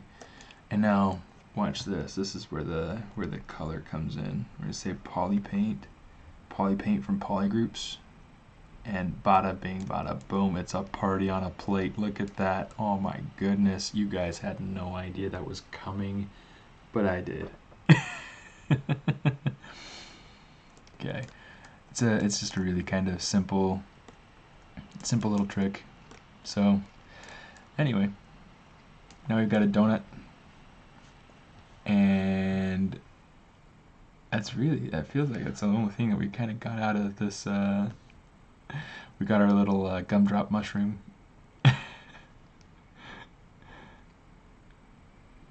Black magic.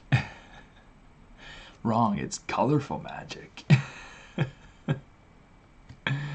Anyway, yeah, so that's fun. We're probably going to have to find a way to incorporate this thing into the scene somehow.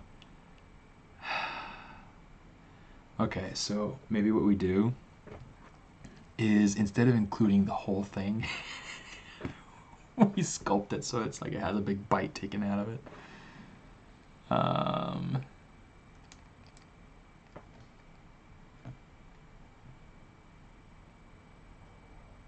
Say append, say cylinder 3D, let's make it a subtractive just for the sake of like playing with it.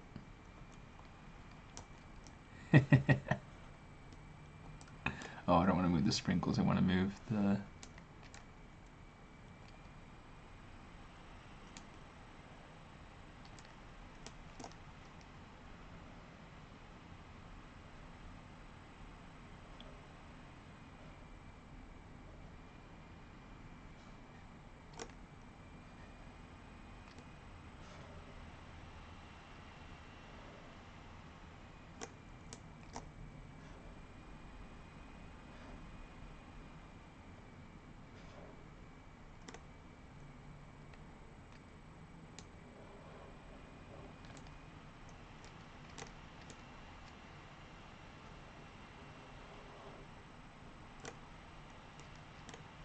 Okay, anyway, quick way to be able to give it legs.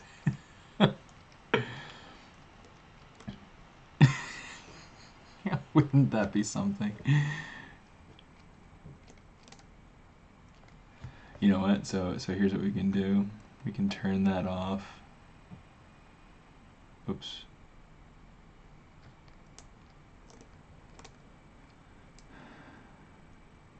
Sexy legs.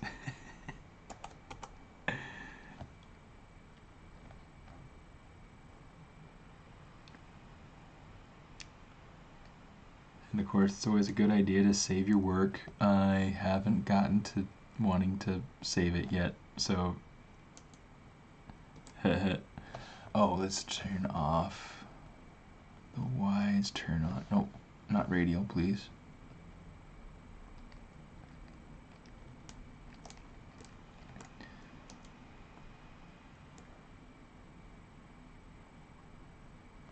Oh, it has the capsule turned on. I was like, why? Although that's kind of fun.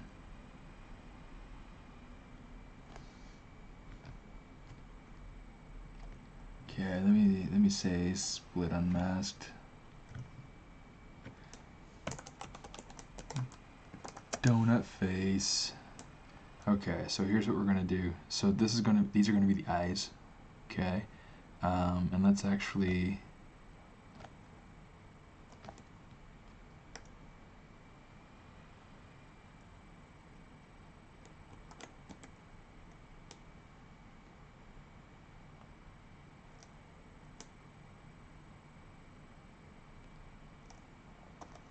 Let's take these. Oops. Okay. Let's take these.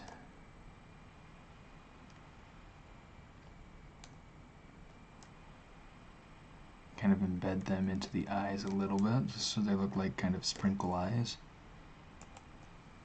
And then, just for the sake of making something kind of goofy, let's start with you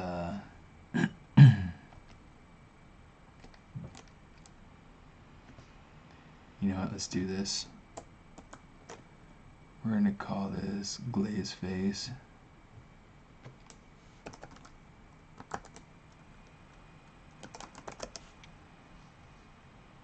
I'm going to put this up.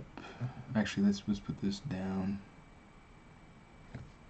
I like to try to organize my scenes a little bit. No, up. There we go. Okay, yeah, there we go. Oh, Nope, not a start. But this is what we want. Okay, cool. Okay, this is where I'm going to have all disregard for for topology. Like we had the topology happen, now we're going to undo all of that in a way. Okay. No, I don't want that kind of symmetry in my life. Alright. Okay, so let's go ahead.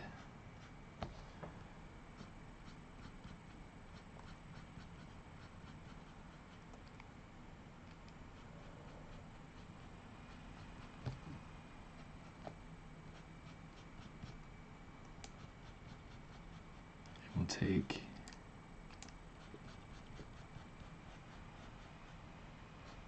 hopefully this will make some sense in a second. Good morning. It's always so funny when people jump onto the stream and it's good morning. Because I mean it's true. I mean it's true for you guys. It's good morning, you know? It's Tuesday, it's a Thursday morning for you, you know? But good morning.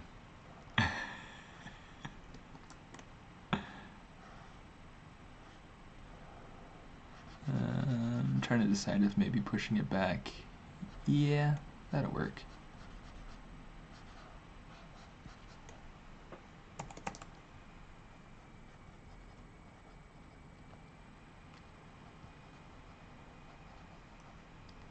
Okay.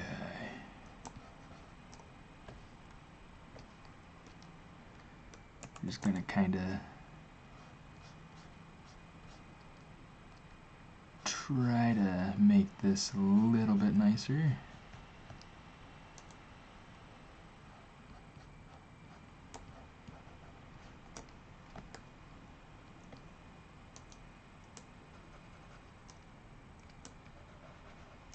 Alright.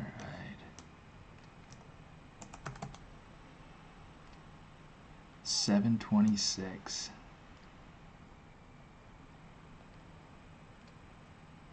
$7.26, man. Yeah, I'll probably be at work by that time in the morning.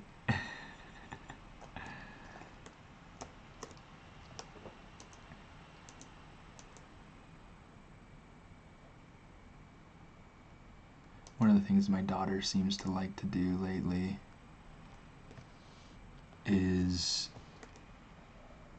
draw food and things like that with these smiley faces, and so I keep telling myself, it's like I gotta make some of that. I gotta make stuff like that just because it's so funny, you know.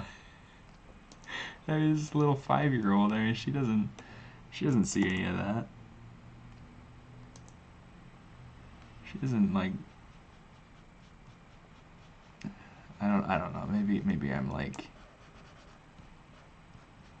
totally wrong, and she does actually see like smiling teacups and cupcakes and things like that.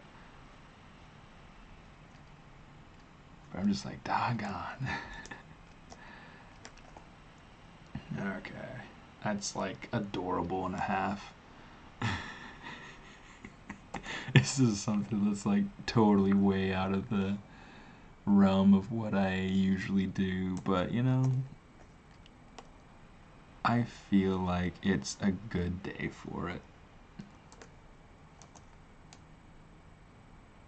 Let's make sure that this is nice and squared up.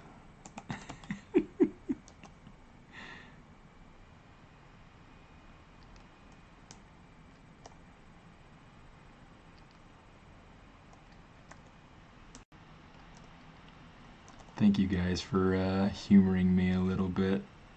I mean, this is what it's all about to me, really. I mean, just getting on here to have fun.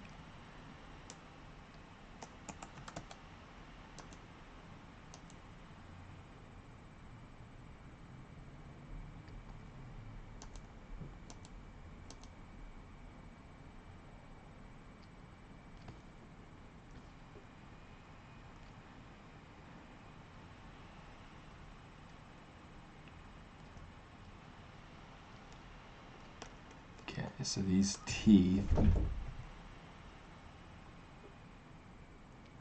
it sounds like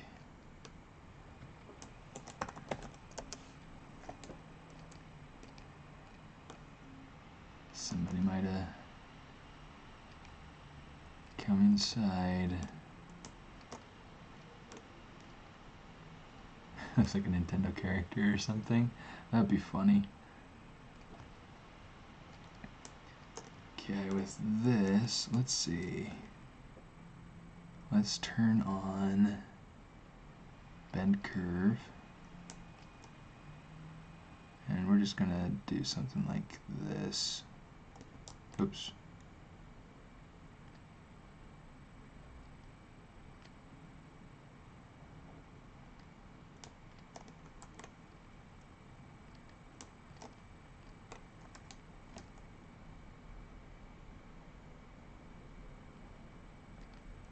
Okay, I'm just gonna kind of manually tweak some of these points.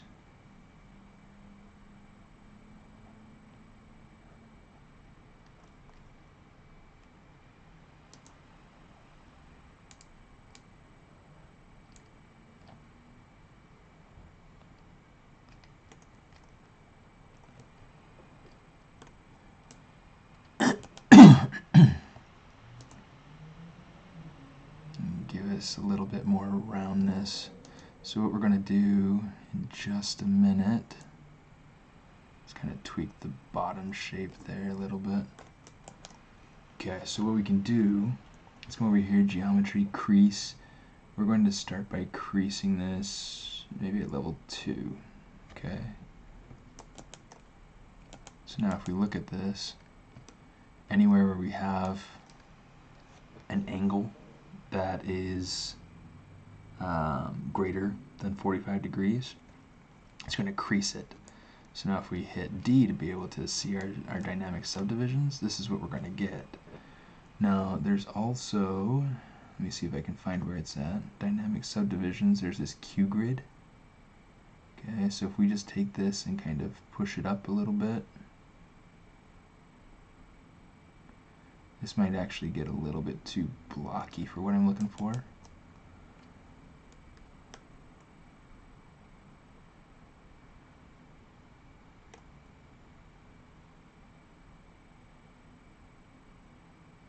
Let's just take this, let's put this to like 3.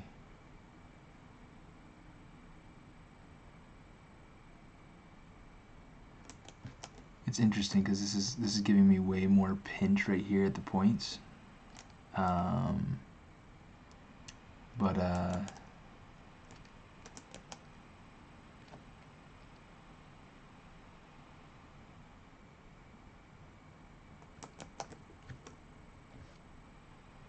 So maybe actually what I'll do is I'll just not do any Q grid stuff.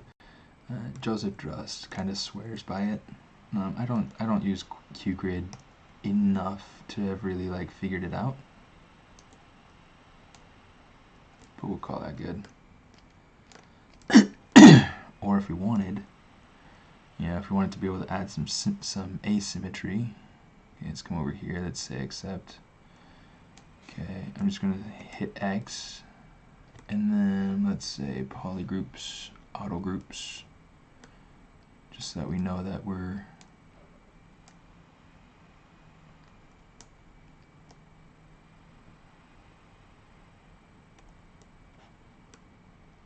working with 2 different pieces. Okay, so now we see we've got 2 different sized teeth.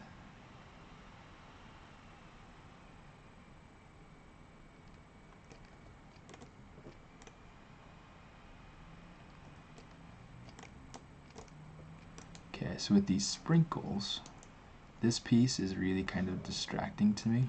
So I'm going to take this, I'm just going to move it out of the way. I'm going to do the same thing with the other pieces that are just right on top of the face like that.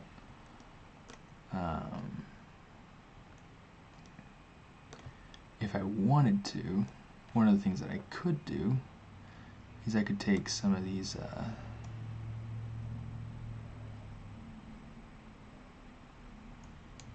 some of these friendly colors.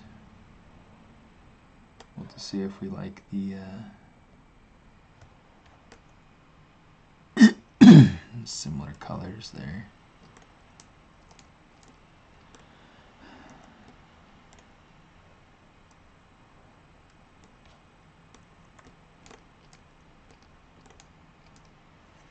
Okay, not bad. Yeah, anyway. Let's actually modify this. I'm thinking about maybe doing that. What do you think, Dante?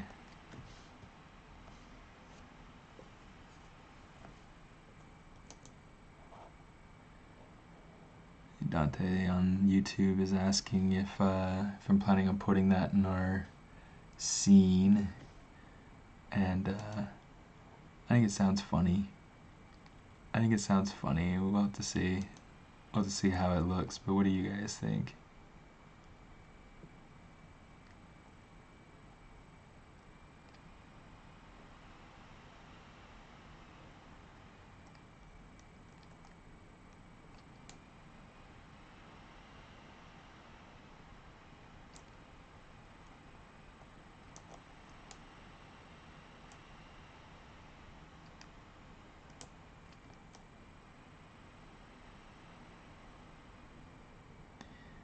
Maybe I need to take these.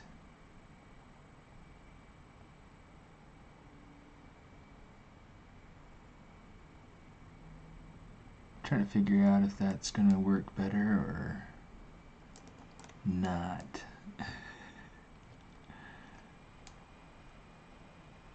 Because sometimes it's not.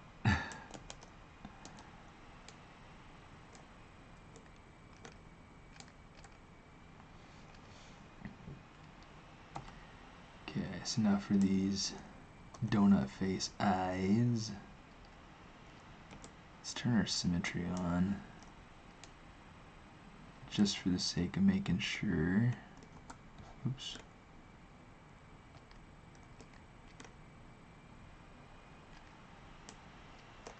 That when I do something like this, I'm getting the right placement. Yeah, alright.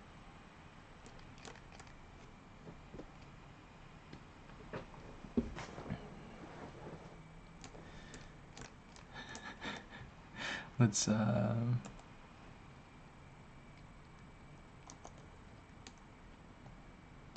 me see, right now we're attached to the eyes, so let's go over here. Let's say insert cylinder with no edges.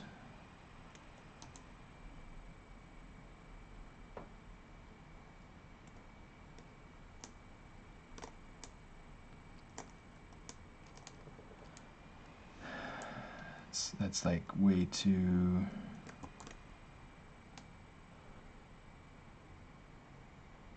thick.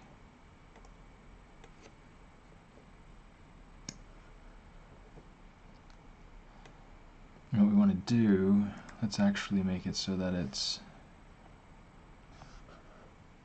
the same color.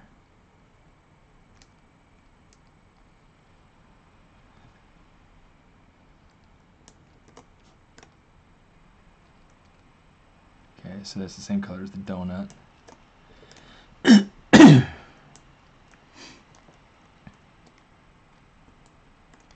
fact, maybe what I should do, that's a funny idea. So I'm thinking, have you guys seen Cloudy with a Chance of Meatballs? Not Cloudy with a Chance of Meatballs, Trolls. Remember the cloud guy?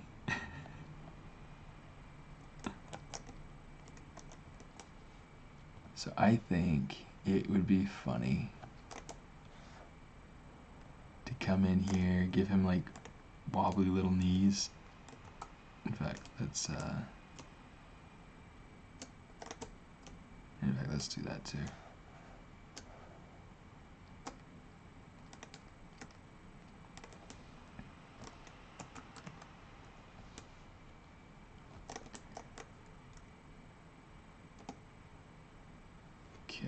let's see, we're going to insert.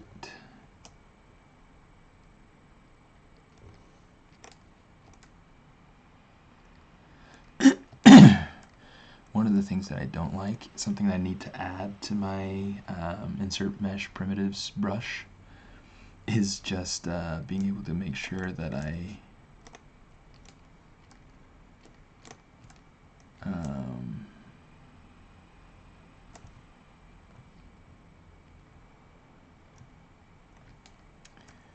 making sure that I have, let's say split unmasked. Stop that.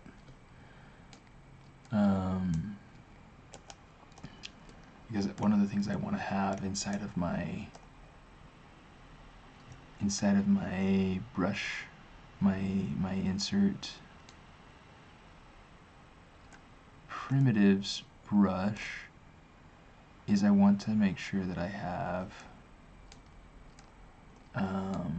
a cylinder that has less edges going around, because I just feel like this is a lot of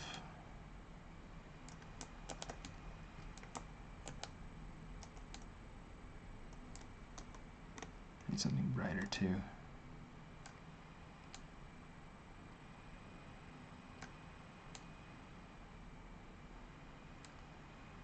One of the things that I'm trying to get better at is not making this dumb face while I'm working.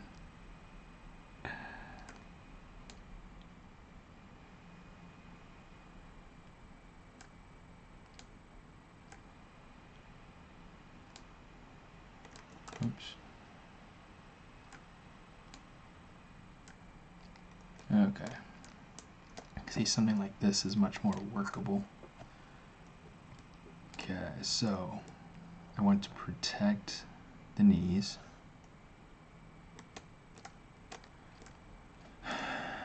Let's come over here, deformation.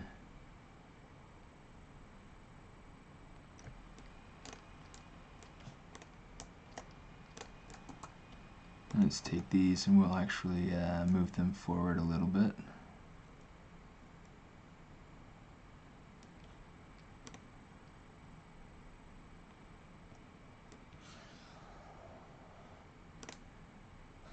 Okay, let's take this. We'll kind of just move this around a little bit.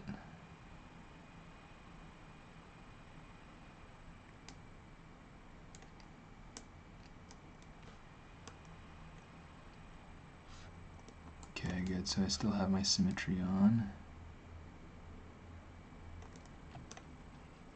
These knees are definitely like too knobby. So we'll have to think of something to be able to do with that. But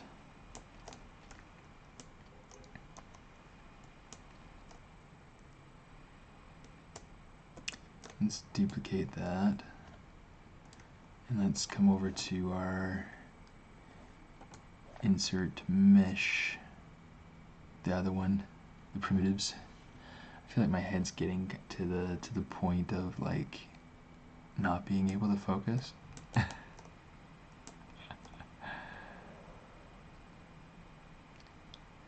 Okay, so this is creating a cube on each side, and we do want that. We just don't want them intersecting. Okay, let's turn on local symmetry, bring this down.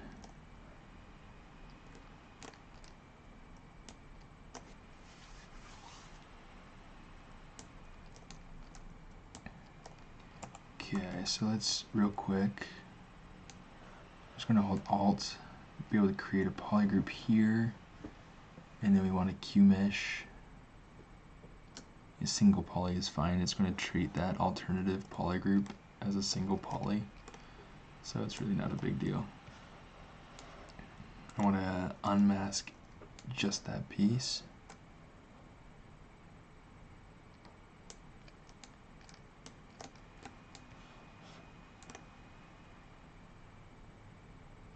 Okay.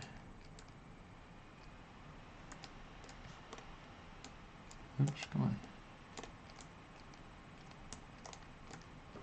So I want him to have kind of high top sneakers and have them open at top. So what we're going to do is we're going to do that, and we're going to get rid of that missing piece. Oh, sorry, geometry. Whew. So now what we want to do is we want to crease. I'm just going to take it all the way up to 180 so that it creases just the open edge. So now if we see our preview, it's just going to look like that.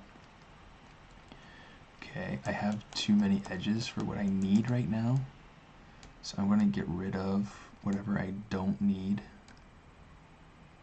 Okay, make sure that I got it all. Looks like I did. So now I've got this. Okay, so what I want to do, I'm going to add creasing to the bottom. Okay. Let's go ahead and say crease. Yeah, edge loop partial is fine, because what that'll do is that'll go through and it'll go along whatever complete edge loop you have until you get to a point where it's no longer continuing with four-sided polygons. It's going to go in and it's going to come to these three-sided corners. Okay. So far, this is what you do to be able to block in these shoes. I'm going to close that. Okay. And then QMesh, Polygroup Island. Let's just pull it up like that. That's fine. Whoa. Okay, so these pieces need to be different. Modify topology, delete hidden.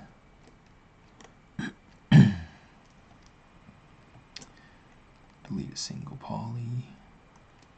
And actually, let's not even do that yet. Let's come over here and let's say inset a single poly. Oh, inset region. Now I can say delete. I'm just going to delete, maybe not even that one. Actually, so let's do this. Let's say mask that piece, and then I'm just going to extrude it out. This is some of those hard surface techniques that I was telling you about earlier that I used with my robots. You know, using that control and drag, it really helps in creating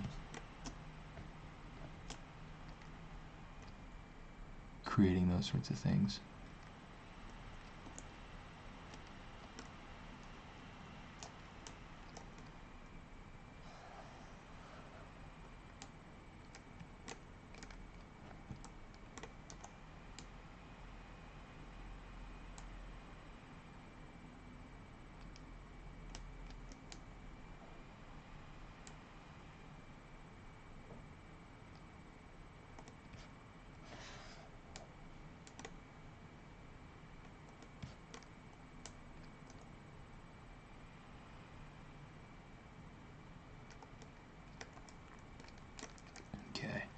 So this is essentially how I go through and start blocking in these sorts of meshes.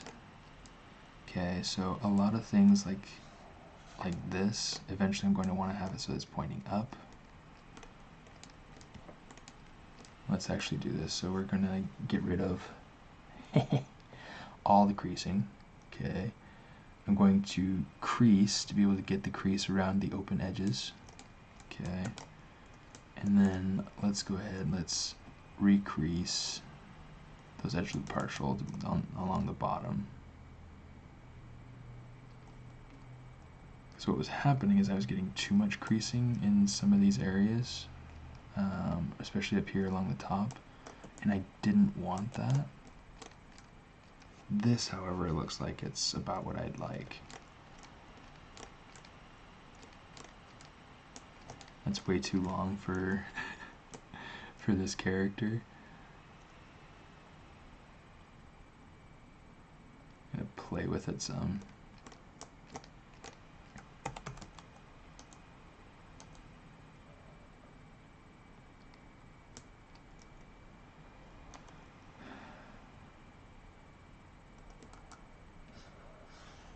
And let's get all this masked in.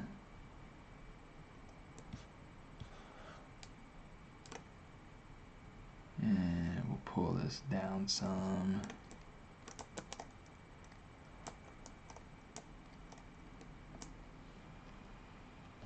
It's kind of come through over here.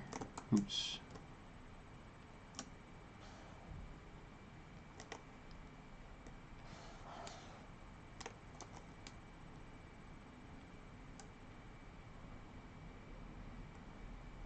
We'll just kind of make something like that.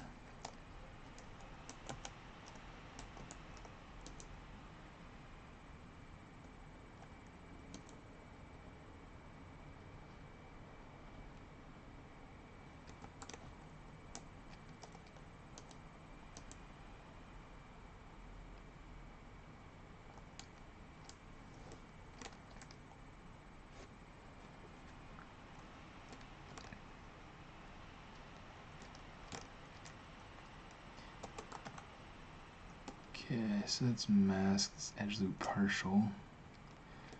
It's one of my favorite functions with Zmodeler is being able to mask the edge loop partial. And maybe it seems like it's a stupid thing to be excited about, but oh my goodness, I think it's so stinking cool.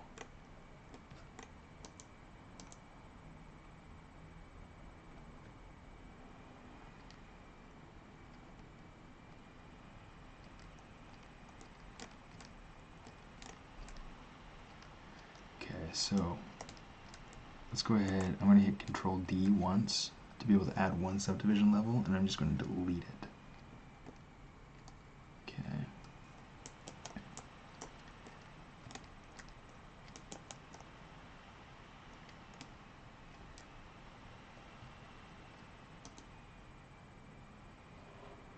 Let's just kind of fix some of these points that got smoothed out that we didn't want smoothed out. Just be able to keep our form.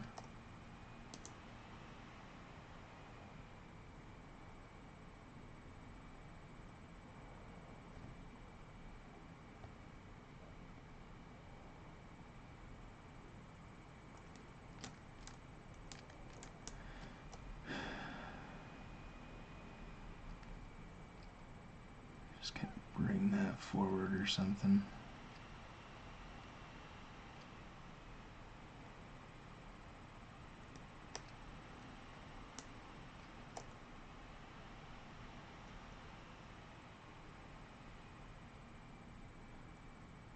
Do something like this.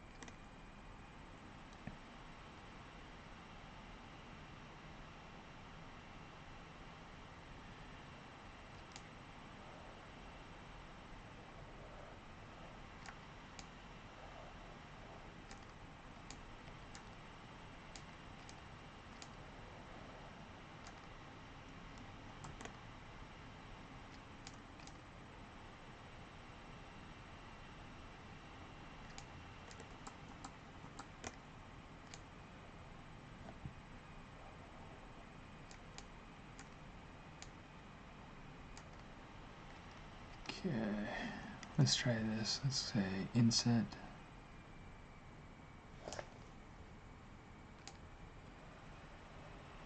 Actually, let's do this, because this might work better for me.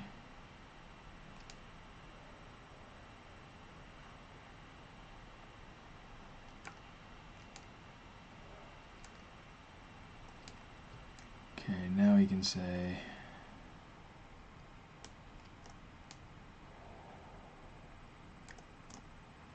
inset. Polygroup island, inset region.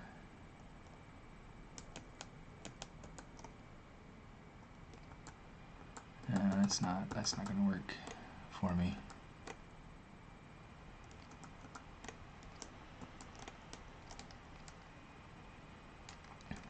This, however, should be fine. I think that this should be kind of nice. Okay, let's go ahead and we'll say QMesh polyloop.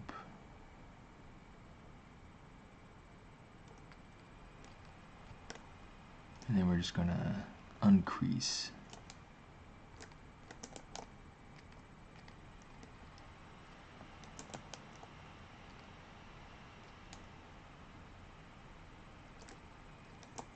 Those edges, just to give it a little bit more kind of personality. I don't know. We'll have to see how it goes. Anyway, so what's nice is that I can go ahead and take the legs and I can duplicate them out for the arms.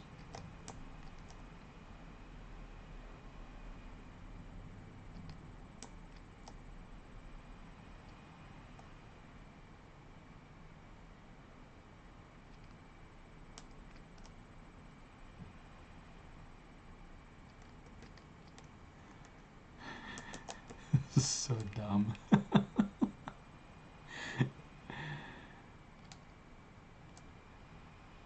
Let me see. I'll probably like pull hands off of a character, off of another character that I'm working on or something. But yeah. There's our doofy little donut dude.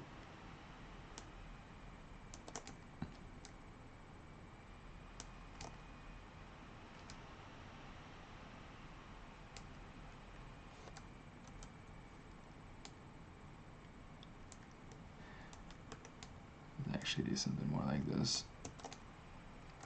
So to be able to do snapshots like that, this is called a screen cap, or what is it called?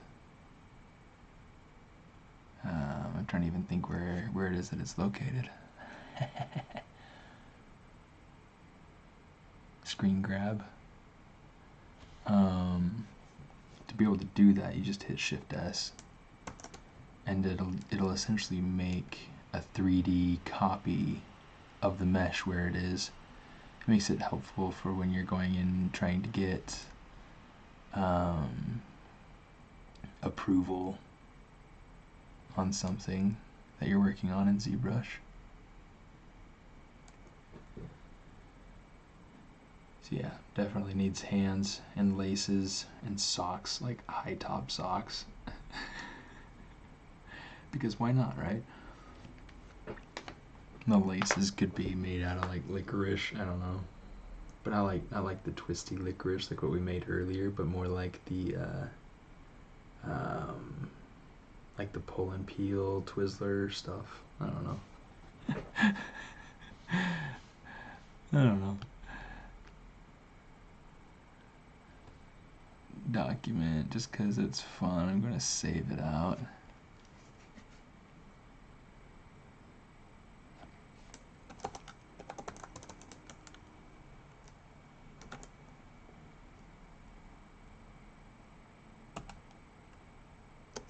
Save that.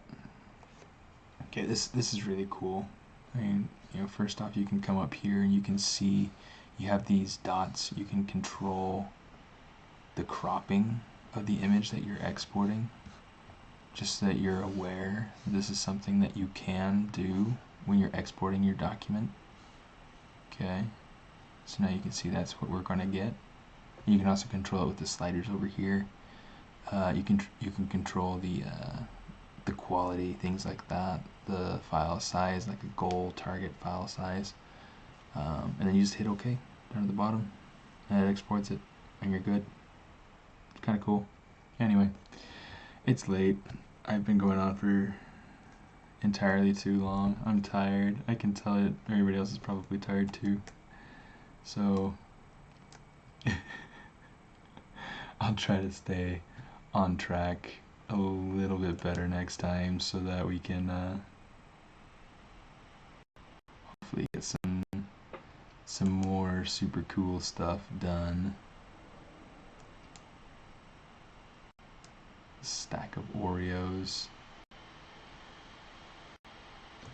and playing around and seeing if we can figure out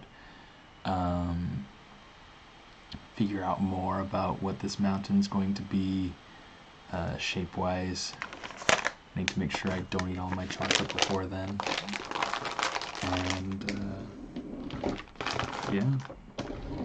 Anyway, hopefully you guys had fun. I had fun working. It's kind of fun to be able to get in and just play some. So yeah, don't forget the donut face. Gotta save it just to make sure that yeah, you derailed it. That's funny. Donut face. Okay, he is hereby dubbed Donut Face. Make a ladder of Oreos. We could. We'd have to play around with it some. Right now it kind of feels like sort of an off-center stack.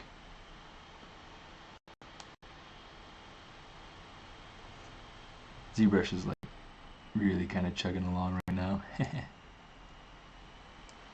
Saving project file. Oh boy. But yeah, I mean, it's definitely having that sort of effect of like stacks, Oreos kind of starting to go down. In the end, this is the sort of treatment that I want it to have, is having pieces that are broken away, and probably have like crumbs of those pieces stacked there next to the Oreos. Make it so that it feels like it didn't really go anywhere. But yeah, I'm gonna go ahead, let's save that just because. Replace week 6. And now what I do is, like, when this is done saving, I can go ahead and I can save file 7, and that'll be ready for next week. Okay, so Control S. I always go through and I assign my keyboard shortcuts to save as and load tool. Let's title that correctly. 7. Okay, so the important thing is that, like, up here in your top right corner, I like to save tools because it doesn't bog down my system with all the history. So I can just, Control Alt, tap on Save As, and then you hit Control S, and you're good to go. And then when you quit ZBrush, it'll ask you if you wanted to save the hotkeys. So anyway, thanks for coming and playing and having fun, and yeah, hope to see you guys all next week. I'll be around again next week, same time, 8 o'clock Pacific time on Wednesday. If you follow me on Instagram, I will start having, every once in a while I'll have polls and things like that related to the streams. I'll also have reminders, whatever. countdowns for when the stream's going to start. Kind of lame, but you know, whatever. I live with it. So, anyway, I hope you guys had fun, and I will see you next week. Saludos. Artesanía. Ciao.